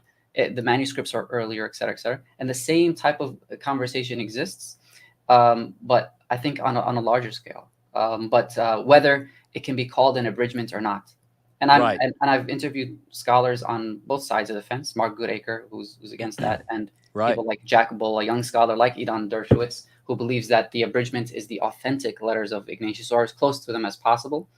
And typically, they all agree that texts get longer. Get longer. They don't get shorter.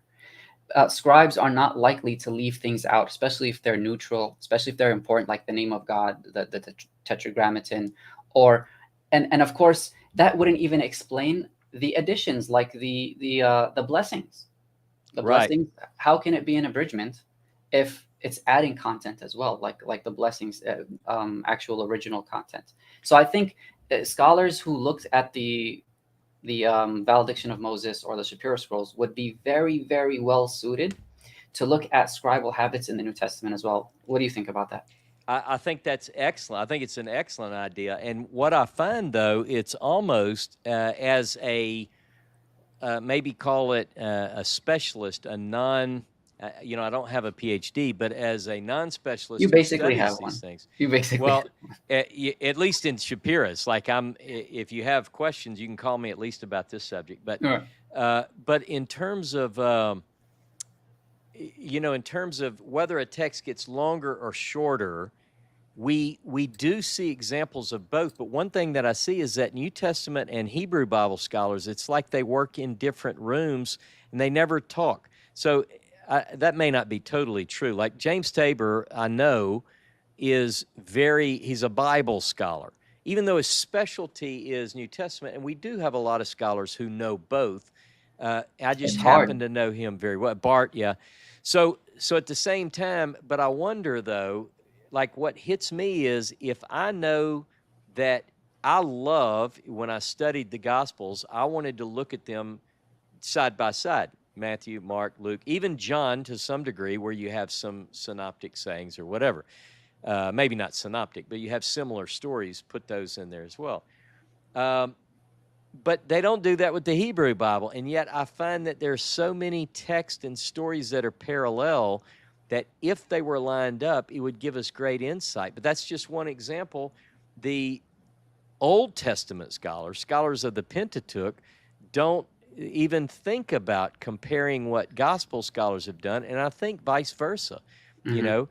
It's almost like when I look now at the Torah, it's written, even though there are 5 consecutive books, it's written as if it is a continuous narrative, whereas what we really have quite often is sections that are repeated that need to be studied horizontally. So I'll give you an example. Numbers chapter 10 is, according to Numbers chapter 10, that's when the children of Israel leave Sinai, Horeb. That corresponds with Deuteronomy 1. You've been at this mountain long enough. If you take Numbers chapter 10 and follow it through, next to Deuteronomy chapter 1 following through, you're going to see certain similarities, and you'll notice differences in the text. You'll notice variations in the story. Again, is it the children of Israel's idea to send spies, or is it God's idea? Well, it depends on which version you read. Here's another big one. Is the Ark of the Covenant made by Bezalel and Aholiab, 2 spirit-filled artisans, or is it made by Moses, as it says in Deuteronomy 10 in the Moses scroll? Deuteronomy 10 says, God tells Moses, make me an ark, and he makes him an ark. There's no mention of angels on the top. There's no mention of gold. None of that, right? So anyway, I think that you bring up a valid point, and that question is very compelling to weigh in on, is does a text grow or shrink? Some people have said if you go on a trip, and you bring your suitcase, how you go to the first hotel room and it's always hard to put everything back in that was in it the way it was, and you're going to pick up souvenirs, but you also might lose stuff along the way. So that's the question we're really asking. Is the text now what it was at that time? I want to give you one example, if I can. Everybody still awake? Are we still good with some? Absolutely. I only went to my phone because I got a question on the WhatsApp for you. Okay. All right. It's so technical. I don't even know what it means, but we'll see. I may not either. I'll do my best to answer it. If it's not, I'll simply be honest and say I don't know. But if you'll give me time, I'll give you an answer from friends that do know. Thank you. So here's an example in Deuteronomy chapter 2. All right. Now, when I look at the text in Deuteronomy 2, in verse 10. First of all, let me back up in verse 9. And the Lord said to me, notice it's first person, do not harass the Moabites, provoking them to war, for I will not give you any of their land as a possession. I've assigned Ar as a possession to the descendants of Lot. And then it goes into this descriptive paragraph. It was formerly inhabited by the Emim, a people great and numerous and as tall as the Anakites. Like the Anakites, they are counted as Rephaim, but the Moabites call them Emim. Similarly, Seir was formerly inhabited by the Horites, but the descendants of Esau dispossessed them, wiping them out and settling in their place, just as Israel did in the land they were to possess, which the Lord had given them. Now, there's a telltale sign in here that Moses didn't write that. And the telltale sign is that it says this group of people dispossess this group of people just like Israel did. Well, they're not in the land yet. Yes. They've not, and Moses, according to the chronology, is still alive. Well, this is suggesting that someone much later is saying, and thankfully they did that. They're saying, look, let me give you a little more information on these Emim and so forth, the Anakites and the Rephaim. Let me write. And so the scribe tells us all sorts of things. But I don't know that this is intentionally meant to mislead, because it clearly Just like says, a marginal note. Yeah, it's like a marginal note. It's a helpful. So what this, it's almost like in the New Testament, in some Christian Bibles, as you know, there's a red lettered edition where you go, well, this is the red lettered edition. These are the words of Jesus. Okay. Well, sometimes I think we need a red lettered Pentateuch so you can get the words of Moses in red. I don't like red letters, but I'm just saying that it would be a whole lot easier if you said, this part is written by Moses, this part clearly wasn't. And this part, by the way, clearly wasn't. So I think you're right. I think that the theory is, in my view, and based on my research with the Moses scroll, if this does represent a model, if you will, or an early text, if not the earliest text, then clearly things were added. The monarchy is another thing. I'm going to be teaching on the monarchy. I've taught on it before. But the entire monarchy, which is described in Deuteronomy 17, 14 through 20, is clearly something that was not part of the original Torah of Moses, and I can prove it from the Bible. Wow. So we see things like that really just need people to understand them. I think basically just read it. So, and how much of the criticism against the Shapira scrolls do you think is due to being spoiled with like versional recensions? Like when you look at the Septuagint, it's basically the same Pentateuch with variations here and there. You look at the Dead Sea Scrolls, it's basically the same with variations here or there, right. the Peshitta, et cetera, et cetera. And because they're so late after Moses, we don't have the equivalent of like patristic writings. Somebody like Irenaeus or Papias saying, oh no, Matthew was in a different language. Yeah, it was originally written in Hebrew or whatever, exactly. Yeah. And that it was a logia, it was strictly the sayings of Jesus, or that Marcion had a maybe earlier version of Luke, or that the Valentinians had an earlier version of John. By the way, Irenaeus says that the Valentinians, some of them, had a copy of the Gospel according to John that ended at chapter 17. So no passion narrative, no resurrection, nothing. He said after the Lord had given them the knowledge of eternal life, which is John chapter 17, verse 3. It's like the Shema for the Christians. He ascended in Khalas, and that was a wrap. Yeah. How much of like the criticism against the Shapira scrolls is because it was so unique in that it didn't just represent like a different form like the Samaritan Pentateuch or anything. It was just like completely out there.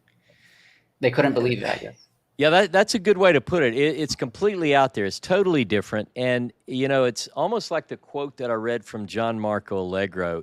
The scholars had already, even though they're working on developing the documentary hypothesis and, which of these JEPD, which one of these came first, and that debate was already raging.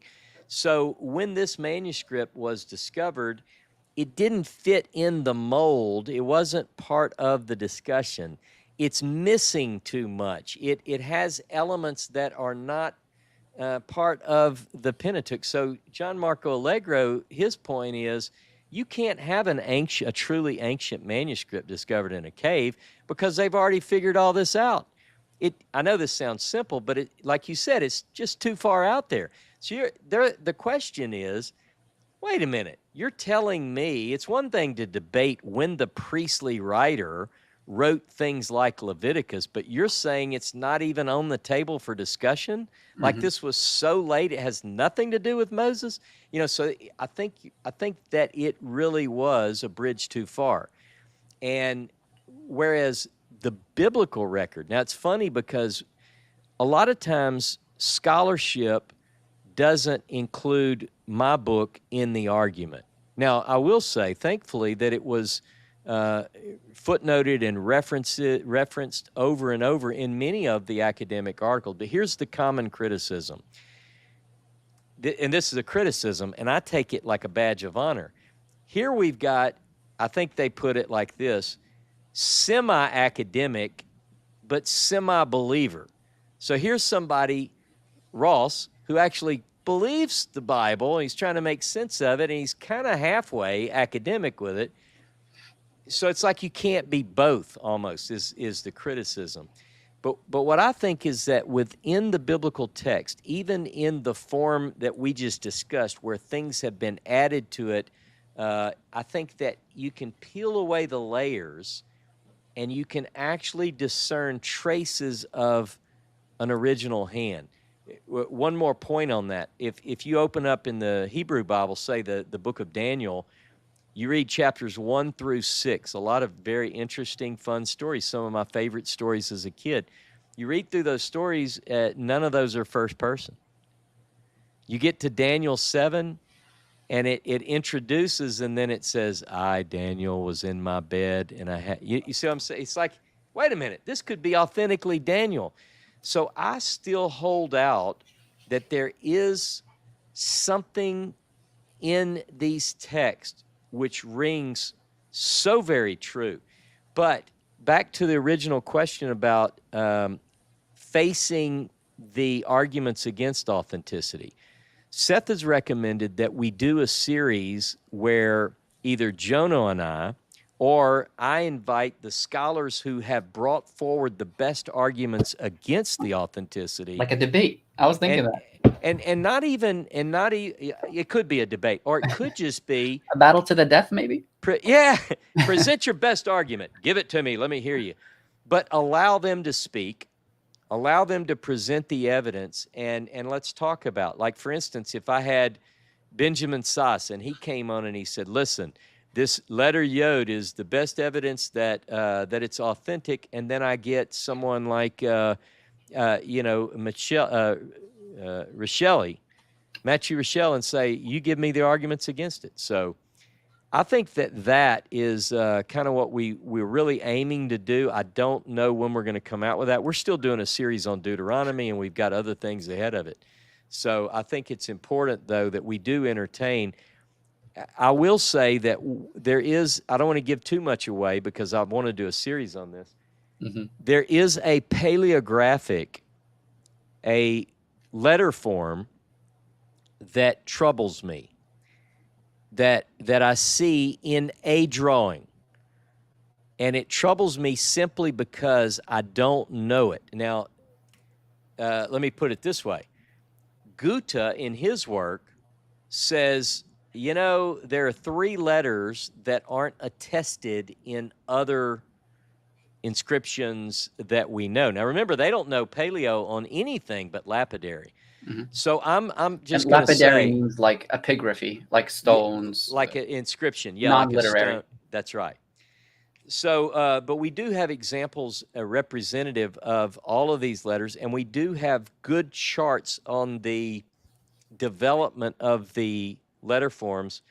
But there's one that I'm going to have to do a show on where I really get into, what is it about this letter that has me thinking, could this be evidence of inauthenticity? I'm not saying it is, because obviously I've reached the place where I've ruled out, but I'm being honest. I have certain concerns that I want to raise, and I would best do that in a public forum, just like I've done with the evidence for authenticity. Because I want to know. Inquiring minds want to know, right? Absolutely. All right. There was a question that says, are the prophet like Moses sayings in, I think, 15 and 18, are they in the Shapira scrolls? They're not. And I know that they exclude like 12 to 20 something, right? Absolutely, from 12 to 26. But I will say there's one thing, and I have been in a very healthy debate with my friend Jonah about this. And if you want to know exactly what's in there, the transcription at the back of this book will give you all that you need. So definitely purchase the Moses scroll. I appreciate it, and I want people to purchase it. But listen, I tell you, there's one part that makes me wonder if the prophet like Moses wasn't part. Again, this is debatable. We have fragment F. This is fragment E. I showed your audience, this is fragment E. It's 4 columns. Fragment F is the other 4. There are 2 strips of the 16 that are 4 columns long. One is E, one is F. F was only transcribed 3 fragmentary lines of F, meaning there are almost 3 whole columns that we don't know what was on there. Now, but I don't think it's a big a problem as that sounds. Again, 42 columns of text. It's representative of 2 manuscripts with the same text. But the part in F that Edward Meyer could read is fragmentary, but it uses a Hebrew phrase, Wassam, that it's mi yitain, which is translated in Deuteronomy 5:29. This is not really a good translation, but I don't know how else to do it in English. It's literally who would give, but it's translated, oh, that they had such a heart as this, that they would keep my commandments and fear me always. Okay, it's God speaking. So in this text, that little piece is there. Now, in Deuteronomy 5, there are 2 passages in Deuteronomy that tell the story of the people saying, when God scares them at Horeb, the thunder and everything, lightning scares them. So they say, don't speak to us anymore. You speak to Moses and he'll tell us. In Deuteronomy 5 is where they say, don't talk to us anymore. You know, go, Moses. That leads us to Deuteronomy 18. Which is make a prayer. So could it be, speculation, could the gap, again, just to illustrate, Wow. If this is the fragmentary piece, 2 lines here that, oh, that they had such a heart in me, could somewhere in these unreadable say, let there be a prophet like you, I'll raise up a prophet like you from among your brothers, so forth and so on. And then you have Christians saying, well, that's Jesus, and, you know, I don't know who else claims, but you get the idea. Yeah, we definitely claim it's Muhammad. Yeah, so, but you see, that's a very important part for the religions. Once you take it as authentic, it gives scholars the ability to look at its own history and look at its own reconstruction. Right. So there we go. So while it doesn't have Deuteronomy 18 per se, it could, maybe.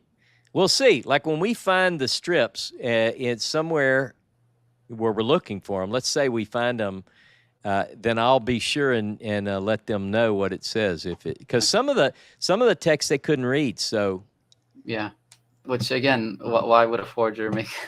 Right. It creates more questions than it answers. That's right. Dr. James Tabor says the Moses scroll is a first-person account of Moses and therefore is limited, but that doesn't mean all other traditions of Moses are invalid, such as Deuteronomy 18 passage. Right. I agree. And that's going to be my next question for you. You know, you're a religious man. You believe in God. Obviously, your research is amazing, and it's caused you to traverse many different landscapes of textual tradition. So, do you now, with your present convictions, do you read from the Moses scroll? Like, for example, in your own like spiritual life? I do, but I also read the Bible, which is part of, I would say, the love of my life in terms of a textual thing, right? So I love the Pentateuch, and even though I would be viewed by someone who would see certain elements as later additions, I still have a faith. You know, it's like, I know that you may have even interviewed certain people who are more agnostic. I'm not an agnostic. I'm certainly not an atheist. I've never interviewed any agnostics. Okay, all right. Well, some people may think because of their views that they're agnostic, but David Trobish is a Lutheran. Mark Goodacre, he's a Christian. Right. Okay. Jack Bull is a Catholic. You know, so they still have their faith. So even though I don't claim a label, you know, like I'm not Baptist, I'm not Catholic, I'm not Presbyterian, I'm not Jewish of any shape or form. And I would read the text on, say, the dietary rules, Leviticus 11, Deuteronomy 14. Deuteronomy 14, it's a classic example for what we're doing here tonight. It's part of the section of text that's from Deuteronomy 12 through Deuteronomy 26.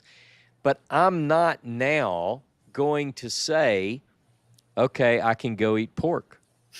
Because for me, in Hebrew we call it treif. You know, it's unclean. It's something, and I know Islam has the same teaching. So I'm not going to eat pork now just because I say, well, it's not in the Moses scroll. Serve it up, baby.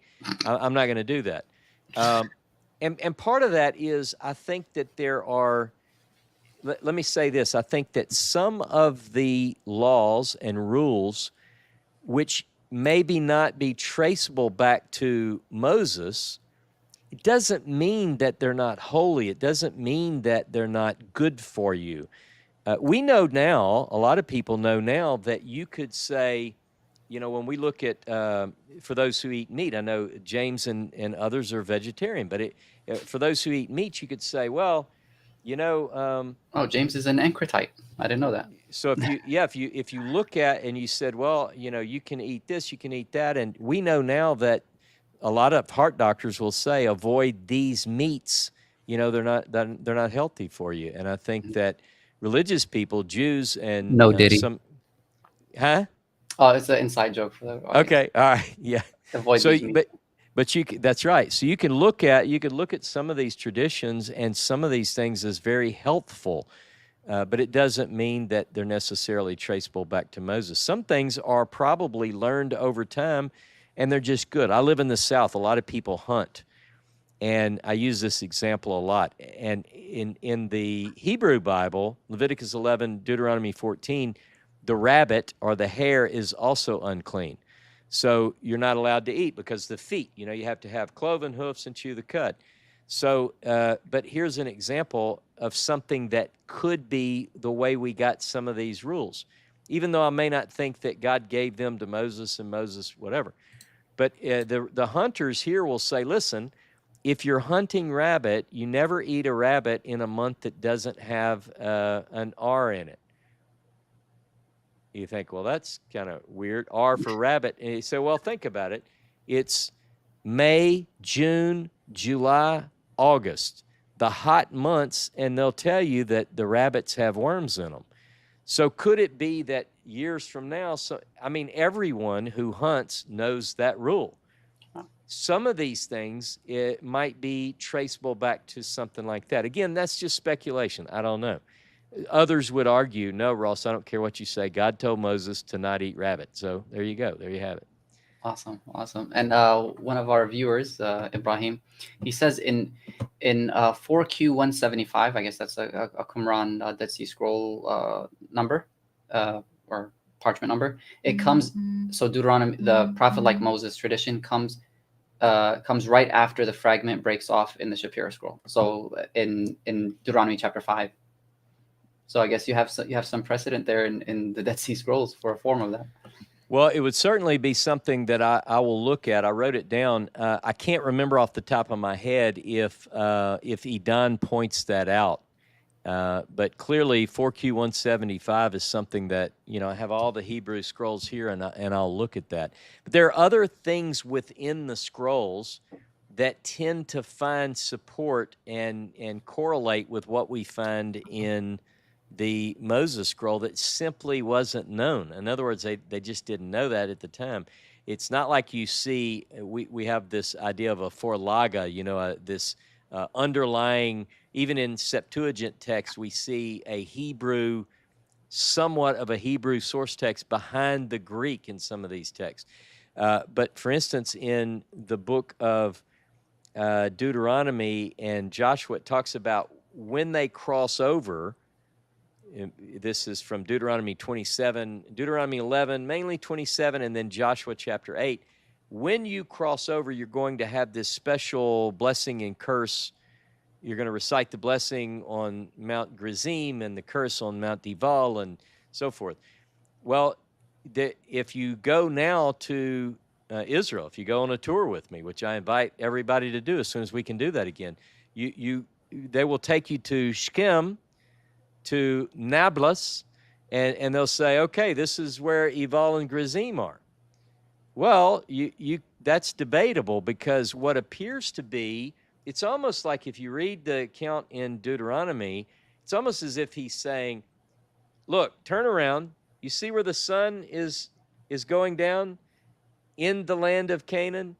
There's going to be a amount of blessing and amount of curse. I want you to do the blessing and the curse on it. It's like he's saying it's right there. It's not like way inland, see? But we think that quite possibly is the case. And Edon argues from not only Christian writings, I think it's Epiphanius, I'm not sure, but someone actually argues that Eval and Gerizim aren't there. They're in the Jordan Valley. And what we now know is that there's a text of Joshua from Qumran that suggests the same thing, that it's very early when they cross over that they go to the Mount of Blessing and Curse.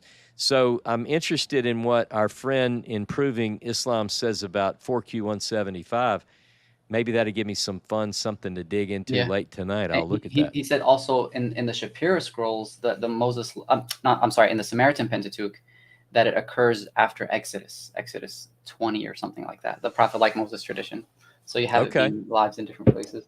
Yeah, we do. We certainly have, when we look at the text that we have, apart from, say, the Shapira manuscript, we do have distinct differences between the Masoretic text, the Samaritan Pentateuch, the Septuagint, and some of these are more than just slight textual variants. I mean, there are some very distinct major differences in some of these texts that, it certainly encourages us to do some deep study on textual criticism, I guess you would say. Yeah. So the two questions that I told you he had, which I don't understand. This is Brother Ali.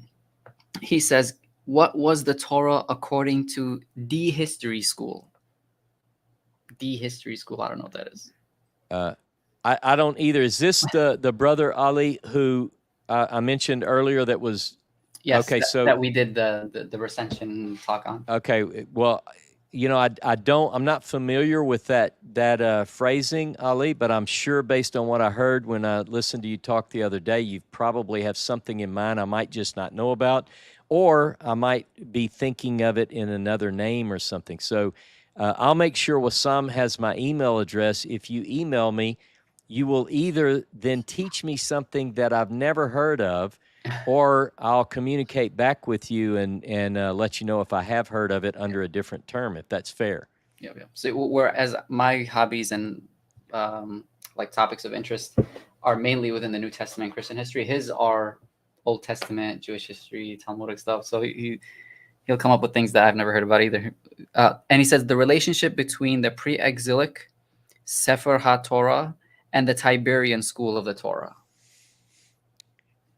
Yeah, so taking the latter first, if you look at the Sefer Torah according to the Tiberian school, you're dealing, basically when we talk about the Masoretic text, people say that all the time. They throw it around like, okay, the Masoretic text, this is the Hebrew Bible according to the Masoretic text, as if that puts us on the most ancient text and it's called the authorized text, we might say. It's the King James version of, and I'm not meaning to be insulting, but it's the approved, authorized, sanctioned version. Yes. Well, just so that your viewers know this, if they don't already, the earliest Masoretic manuscripts, and the Masoretes were a school of scribes in the medieval period. We're talking about, some of these old texts. These Masoretes were in Tiberias. This is their school. This is where they're headquartered. And this tradition is to, at that time, take the best copies from the varying copies that were existing at the time and to produce a text, which was the text, which was the model text from which all others would be replicated, and you would no longer accept variations to consider to be authentic. So now what we know is that the oldest complete copy of the Hebrew Bible, the oldest complete copy of the Masoretic text, is called the Leningrad Codex, B19, and it dates to roughly 1008, 1009 of the Common Era. Some would call it AD, 1008, 1009. That's the oldest. Now, we have other texts that are represented in part, which seem to be very close to this Masoretic tradition, but they might be a little bit older, and so forth. Recently in the news, there was a Sassoon manuscript that sold for, I think, $38 million. And it almost had the whole, but it was missing the first few pages. So they might have got 39 million if it would have been complete. How old was it? Yeah. It dates slightly earlier, as I recall, to the 1008. So it was a little bit earlier, like 100 years older than Leningrad. But again, Leningrad has a lot of money for that's a lot of money. That's a lot of money. I couldn't buy a letter in that book, but we can get the text. We can see the text. They have scans, of this text. You can look at it. So the reason I'm getting into that is my Hebrew Bible that I carry is the Leningrad Codex. The academic book, the academic Bibles are the BHS, the Biblia Hebraica Stuttgartensia, which represented the text since 1977, used the BHS, the Leningrad Codex, as the base text. And then as you read through the Hebrew, it's footnoted with variants that might say, the Septuagint reads this, or, thank you, the Septuagint reads this, or the Dead Sea Scrolls, Samaritan Pentateuch, or the Dead Sea Scrolls. So it's got all the but it's got a central text. Now, all of this, the Masoretic text that Ali asked about, or wants me to mention, before the discovery of the Dead Sea Scrolls, there were people who would look at the Masoretic text and say, this is the oldest you have. I mean, how do we know that this has any claim to antiquity? Because it's the oldest you have. But what we do have, even then, what we did have before 46, 47, is we have the Septuagint, which at least in part was translated from a Hebrew version in roughly 285 BCE, right? 3rd century. We have the Samaritan Pentateuch, which claims to be very old, but our oldest copies are not nearly as old as they'd like to claim. So again, the Masoretic text is, since things like the Masoretes put out either the Ben Asher School or whatever, you don't see a lot of variation. You're not going to see, great variation. You might see some problems here or there, slight variations, textual problems, whatever. Like Moses and Manasseh, that type of thing. Exactly. Excellent example from the book of Judges. But anyway, so I think that the Masoretic text, now I think that the rest of his question dealt with the pre-exilic, what do we have that is earlier and how do they compare? That is a major question, because it deals in things like you got into in your other show where you're dealing with examples of variations between the text, say from the Dead Sea Scrolls, if you compare a text from the Dead Sea Scrolls with the Masoretic text, or even the Samaritan Pentateuch. So I'm not sure, maybe if he can be more specific. I have James Tabor's book on the Samaritan Pentateuch, where it's like a critical text where it deviates from the modern reading. There's quite a few. You mean James Tabor? Or you mean Emmanuel Tove? No, James Tabor. Okay. Yeah, okay. He has a where he does like the deviations between the Samaritan Pentateuch and the modern Masoretic text. Okay. He has a version of that. All right. But there's somebody in the back channel. I would prefer he asked his question in comments, but I can bring him on the stage. Assalamu alaikum. وعليكم السلام ورحمة الله وبركاته. حياك الله أخي. How are you both doing today? Doing well, alhamdulillah. I'm well. Good. It's been very informative so far. I never heard of the Shapira scrolls, but now I know a lot about it. And Good. my mind has been blown. Well, I hope that's a good thing. I appreciate it. Yeah, hopefully it's not like Shapira's mind. Yeah, right. Yeah. Different. that actually is a good segue to my question. Why was there such a big character assassination attempt on Shapira, and also perhaps a real assassination attempt, I guess? Yeah. Excellent question. Number one of the biggest problems with Shapira and his scroll being accepted as authentic goes back to the comment I said that James Charlesworth made to James Tabor and I, and that is, look, I've seen some of the forgeries associated with Shapira, and they're bad. They're very, very bad.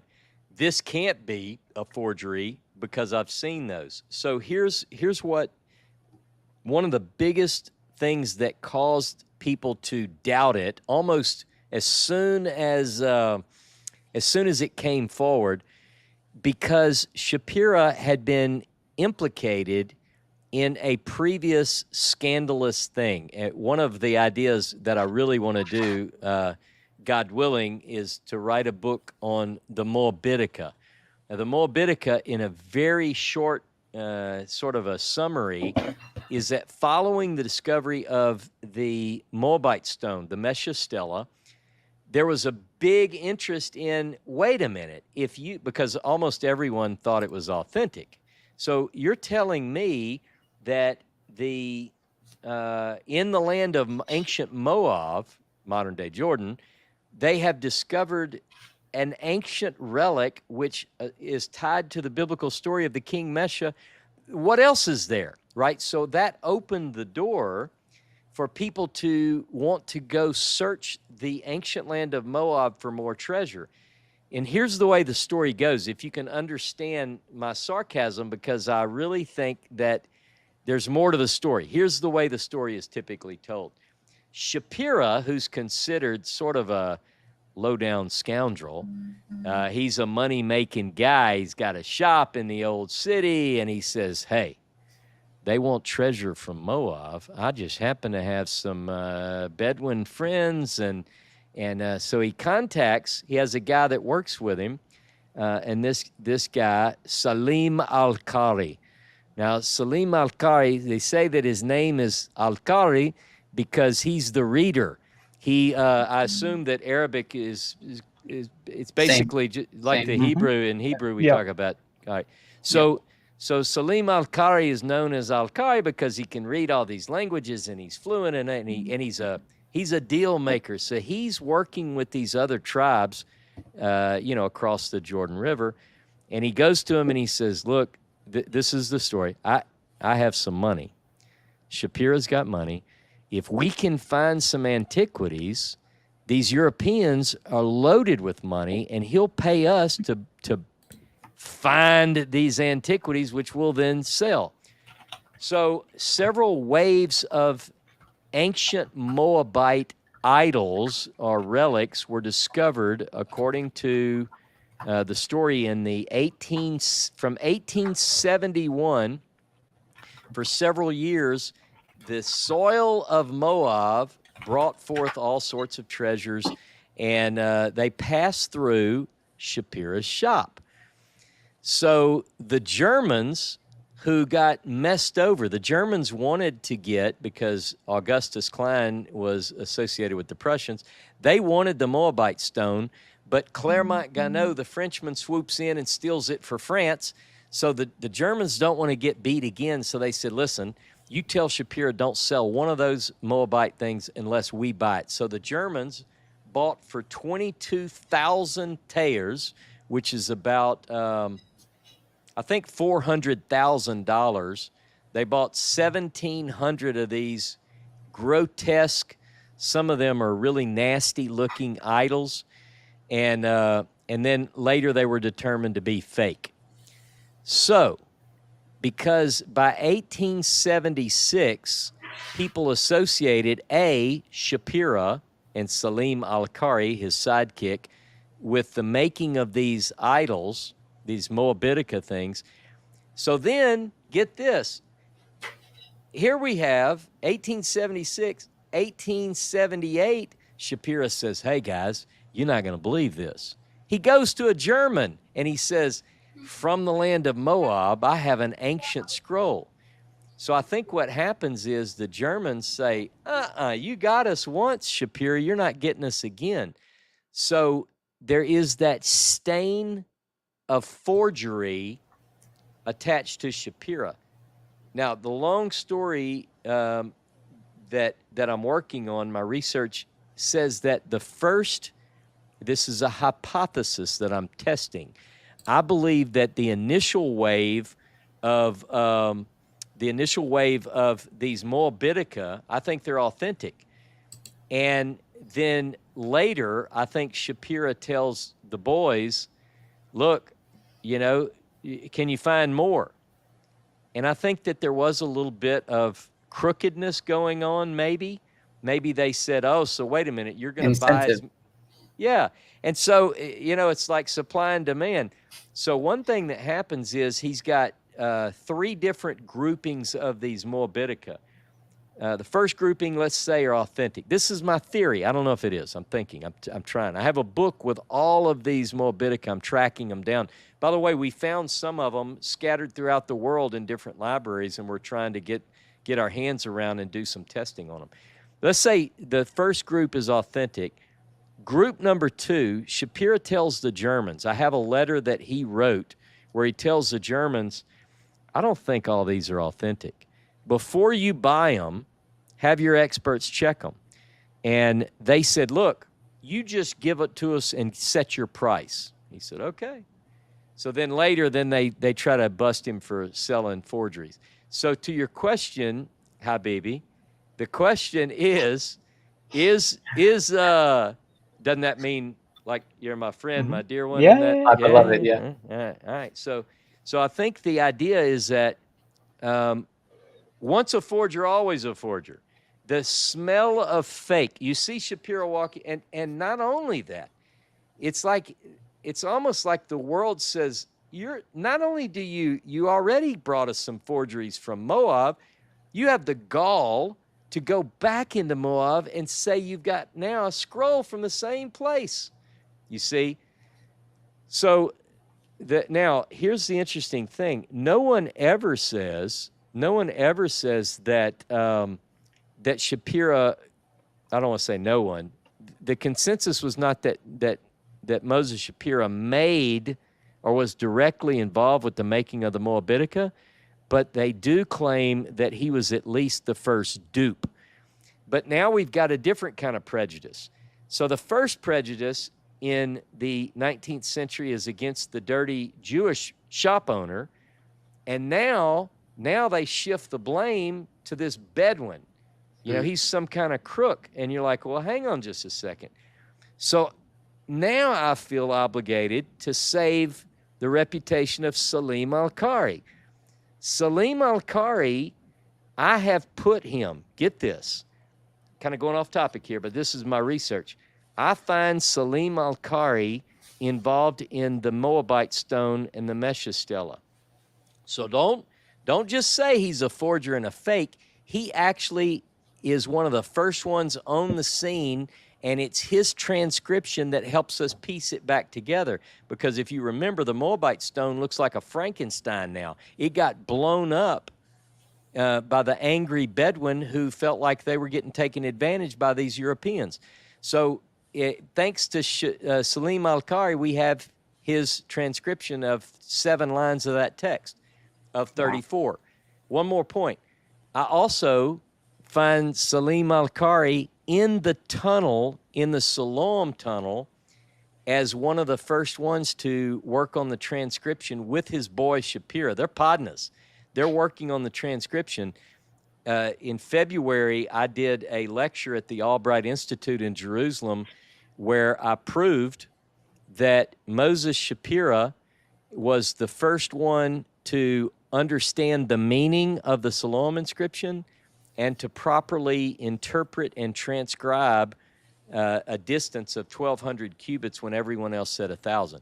So all of that to say, Salim Al-Qari and Moses Shapira are scapegoats for the European scholars who are elitist. They feel like they know it all, and what could these Semitic people from the Holy Land possibly know that we don't know in our academies?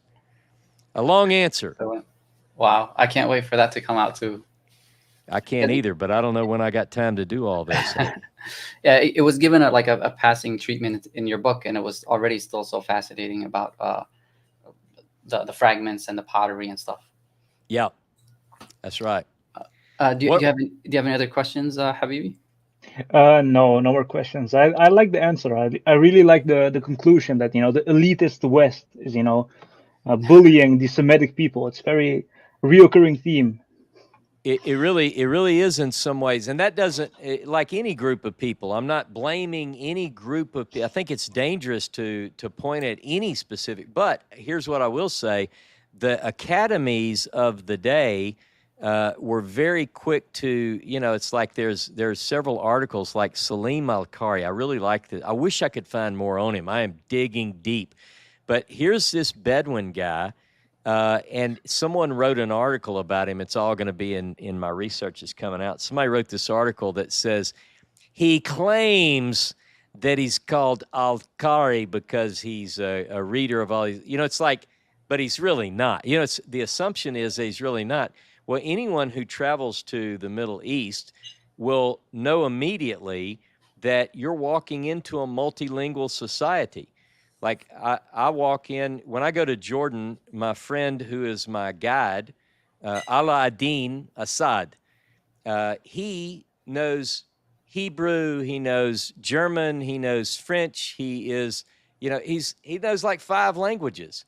So, but there is this attitude that I think is quite disturbing, and I think that if we can somehow give credit where credit is due, I think Salim Al-Qari and Moses Shapira are 2 of the most maligned people in the 19th century. One more thing, I was surprised to find even after Shapira was dead, there was a discovery of a map in Madaba. And many of you probably know about the Madaba map. It's like the oldest map of the Holy Land. It was discovered in a 6th century church. They find it. It's like a mosaic on the floor. Quite interesting. Well, guess who I find because I've somehow ended up studying this thing, and one of the people that's called to go check it out is Salim Al-Qari. And the inscription, the names of the places on the Madaba map are written in Greek. So here you got our linguist, Salim Al-Qari. Maybe he knows more languages than the stuck-up people said he knew, right? Yeah, a jack of all trades. That's right. Mm-hmm. That actually, a question came up just now. We know what happened to Mr. Shapira. He went out with a bang, but what happened to Salman Al-Qari? What was his end? Excellent question. I don't know, but let me say I don't know yet. One reference that I made is when the heat was turned up and people started really cracking down on him as the forger, he begins to, the fingers are pointing at him for various things. One story that I read, but I haven't verified it. One thing you'll learn working with me, studying with me, is I want to do my best to verify through, historical documentation. And what I find is that one story is that he flees to Egypt, to Alexandria. But I don't know that I can. I don't know that I can prove that. I just don't know. I just have one reference. But here, one other thing about Salim Al-Qari, he's also fingered. They point at him as the one. 1880, the Siloam inscription is discovered. In 1890, it's chiseled off the wall inside the tunnel, and I found one person from the Palestine Exploration Fund in England at the time says that the person who did it was Salim al-Qari. So,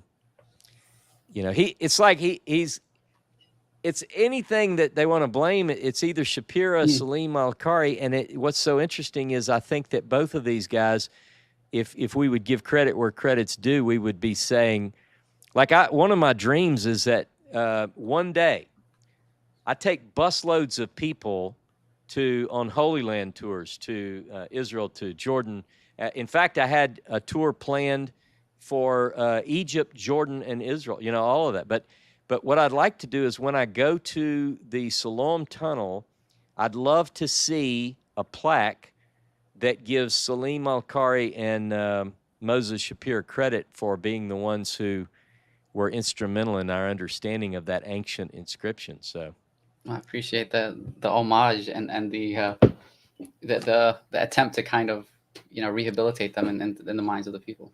What's funny is I told you the guide that I use when I'm in Jordan, Aladdin. I really like this. He's fearless, and we really got lucky. I mean, our first tour to Jordan, we'd never been to Jordan. We didn't know.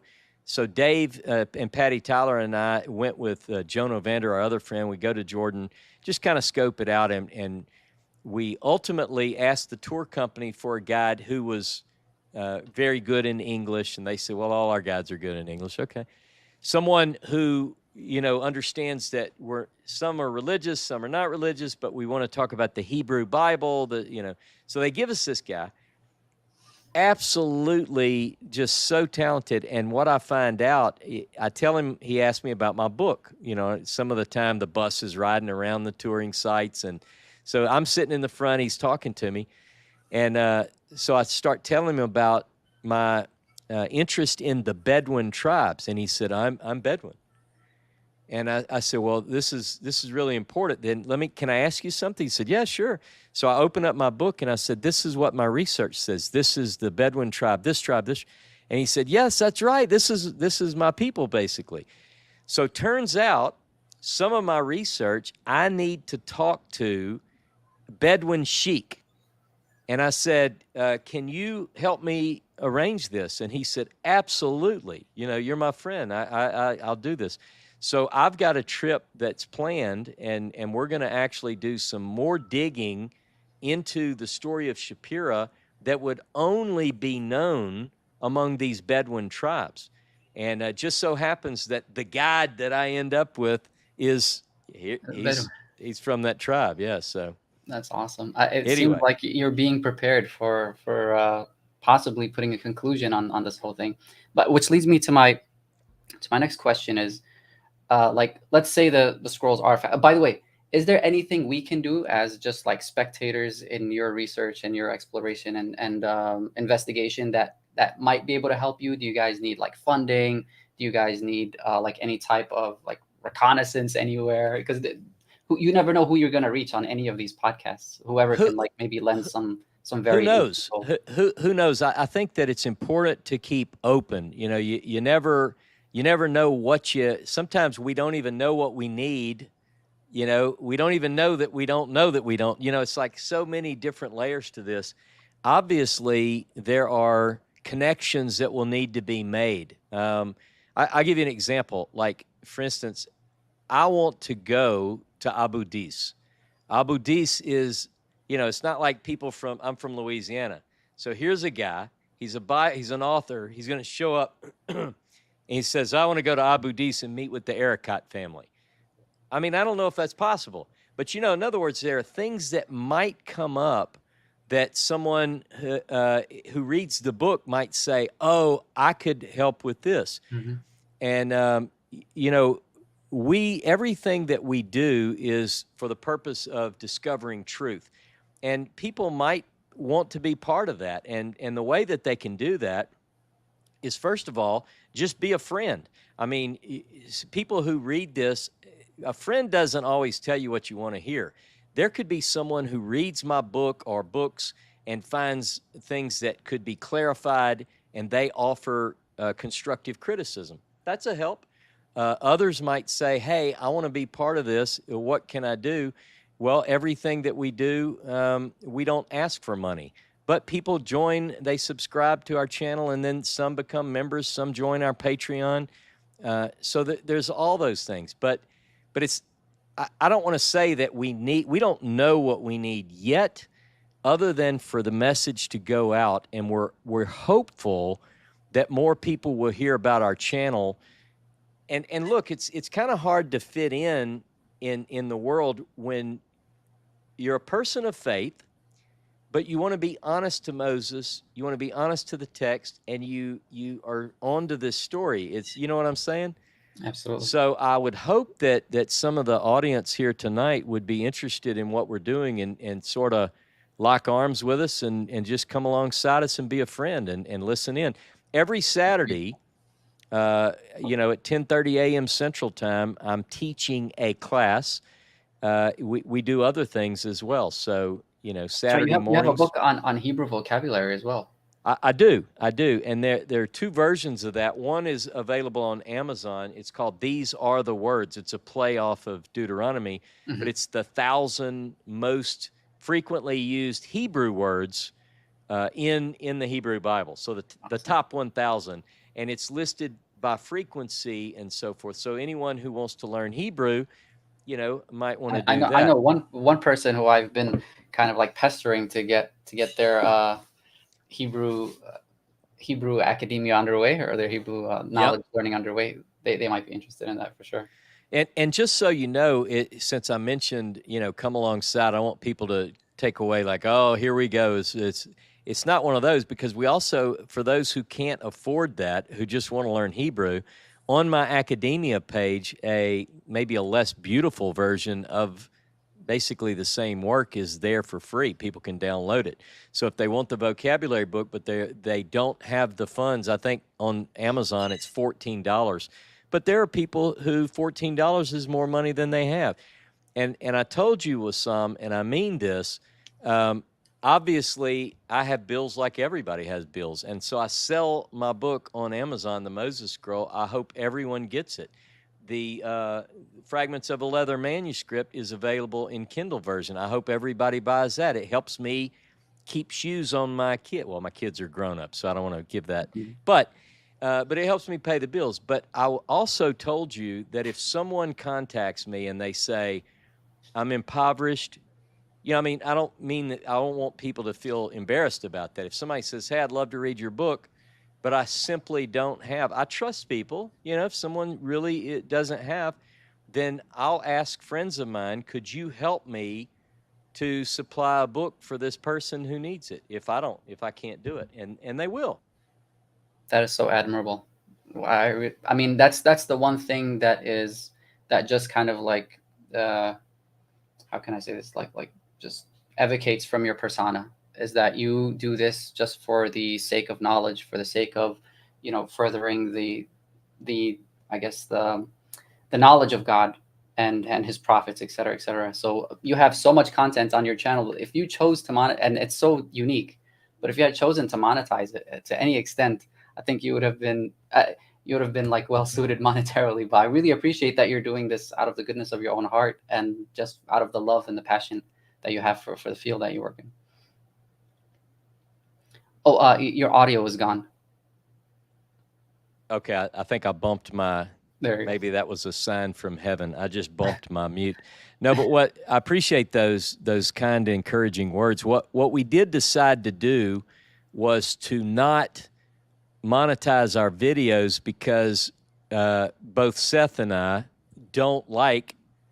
You're watching, like I see Wassam and Ali are talking about, and I'll get to watch it, and we want it to be commercial free. And I'm not criticizing. If you have commercials, I don't know. What I did though was I said, we had this discussion and we said, if people will support our work. And what I meant by monetizing is not the channel, by the way. I don't see anything wrong with that. It's just okay. There are so many paywalls to this stuff that it's unbelievable. Like you have to get a subscription, you have to be this level tier, but you're giving everything straight from like one medium that nobody has to pay for, which is incredible. Like there's a single papyri of the Quran. It's called the Book of the Cow. You know, a singular circulating papyrus of chapter 2 of the Quran. Wait, is it called? Is it Bakar? Al-Baqarah, yeah. Okay. But this is a 7th century manuscript in papyri, and only one scholar has done a transcription of it. His book is 25 pages, I think, 25 pages. It's $200. Yeah. It's literally $200 to buy a book that is just 20 pages long. And that, to me, when I looked at it, I felt disgusted. You know, it's like a money grab.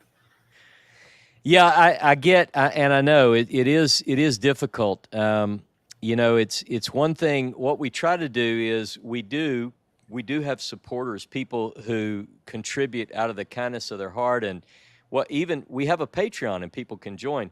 But what we do is I've always had a problem personally, and I'm not being critical of others who do it differently, but I don't want someone to, like, if you join tier 1 and you're able to give $3, then you get this, and this. But if you give me 10, I'll give you a picture of me. If you give me 15, I'll give you, a rag that I prayed over. So it's sow a seed. Sow a seed. Yeah. Sow a seed, brother. But this is the way we do it. Is if you can, then please do, and if you can't, then everyone watching this definitely should join the Patreon, subscribe to the channel. I cannot wait to see how like where you end up, God willing, in terms of like the manuscript chase and the whole debate about the authenticity. Well, I look forward to doing some more research with you. I've gotten some really good comments from you and from others who brought up questions that made me think. 4Q175 and various things that you said. The 7 surahs and the length and so forth. Just questions that because I'm curious. I want to know. And I want to share what I do learn. So who knows? We might find some ways to work together. Thanks to your question, I'll now think about that when I go to Jordan. If I need to learn, maybe I can text you and say, hey, what does this say? By the way, I do have on my list of things that I'm working on for this year. I want to at least. I don't think I can learn another language very, very well, but I would like to at least be able to read Arabic. So I have in my phone, a lot of people download Duolingo or one of these. Yeah. And so I'm working on like pre-K version of at least the letters. So I appreciate knowing Hebrew. It's not going to be difficult for you. Like I'm learning Greek and it's super difficult, but I think if I were to choose like Syriac or Hebrew, I think it would be much easier. Like you're right there in terms of like phonetics and how the enunciation is and the cognates and all that. It'll be very, very familiar to you. Well, inshallah, as you say, it's going to be. I hope to put that on a long list of things to do. There's so many things that are top priority now. That's the biggest thing. So we're working on it. Yeah, for sure. Well, I think that really wraps it up for the questions that I had for you, and you went above and beyond what was I guess what was entailed with those questions. You gave us so much information, and I know everyone here is going to be binging your videos and your lectures, your upcoming streams. So I wanted to say, if you have anything you wanted to leave us with, any advice for us as we approach the Old Testament, or things that we need to understand about it, or what's called the Old Testament, the Tanakh, the Torah, and any upcoming research that you want to share, or whatever you want to leave us with. Well, first of all, I know that you've thanked me and you've been very kind and encouraging and generous, but I want to thank you. I want to thank your audience. I took a lot of your time. I believe that time is something valuable in the Hebrew Bible. You gave us your time. Well, time is something that it's the first thing that is called holy in the Hebrew Bible in Genesis, So thanks for giving me some of your time, because I think that's real important. Hopefully you feel it was time well invested, because I know that when I talk about this stuff, I get real excited. I jump all over the place, but it's really hard to narrow down. I mean, I have pages and pages and books. Just scratching the surface. Yeah, it's so what we could do though, I would ask you to think about this. If your viewers want to have more conversations, I would hope that you would invite me back Absolutely. and you know, some of these questions, I don't claim to know everything. I'm a learner, I'm a seeker. And so but I would love to get into some good conversations with you and others, you know, to provide different perspectives on a certain text, you know, whatever maybe I might be able to bring to the table. If we had a panel, maybe we could do some things. Seth is really my advisor. I call him my creative director, my son. And he brought up to me that what we might like to do is to have you, Wassam, on our YouTube channel, because I think your story, is fascinating. And but I think again, it's That'll be an just honor. there's so many people who we're all in different places. We're all seeking truth, and I think that if we're humble and if we truly search, then I think we'll find the truth. And as at least I know one person, Jesus of Nazareth, said, the truth, according to the text, says the truth will set you free. So may we all find freedom, and may we all find truth. And hopefully this is only the beginning of a relationship that was based on your invitation. Again, thank you for inviting me. Thanks for your time, and God bless. Oh, thank you so much. And I want to leave you with a statement from the Prophet, peace be upon him.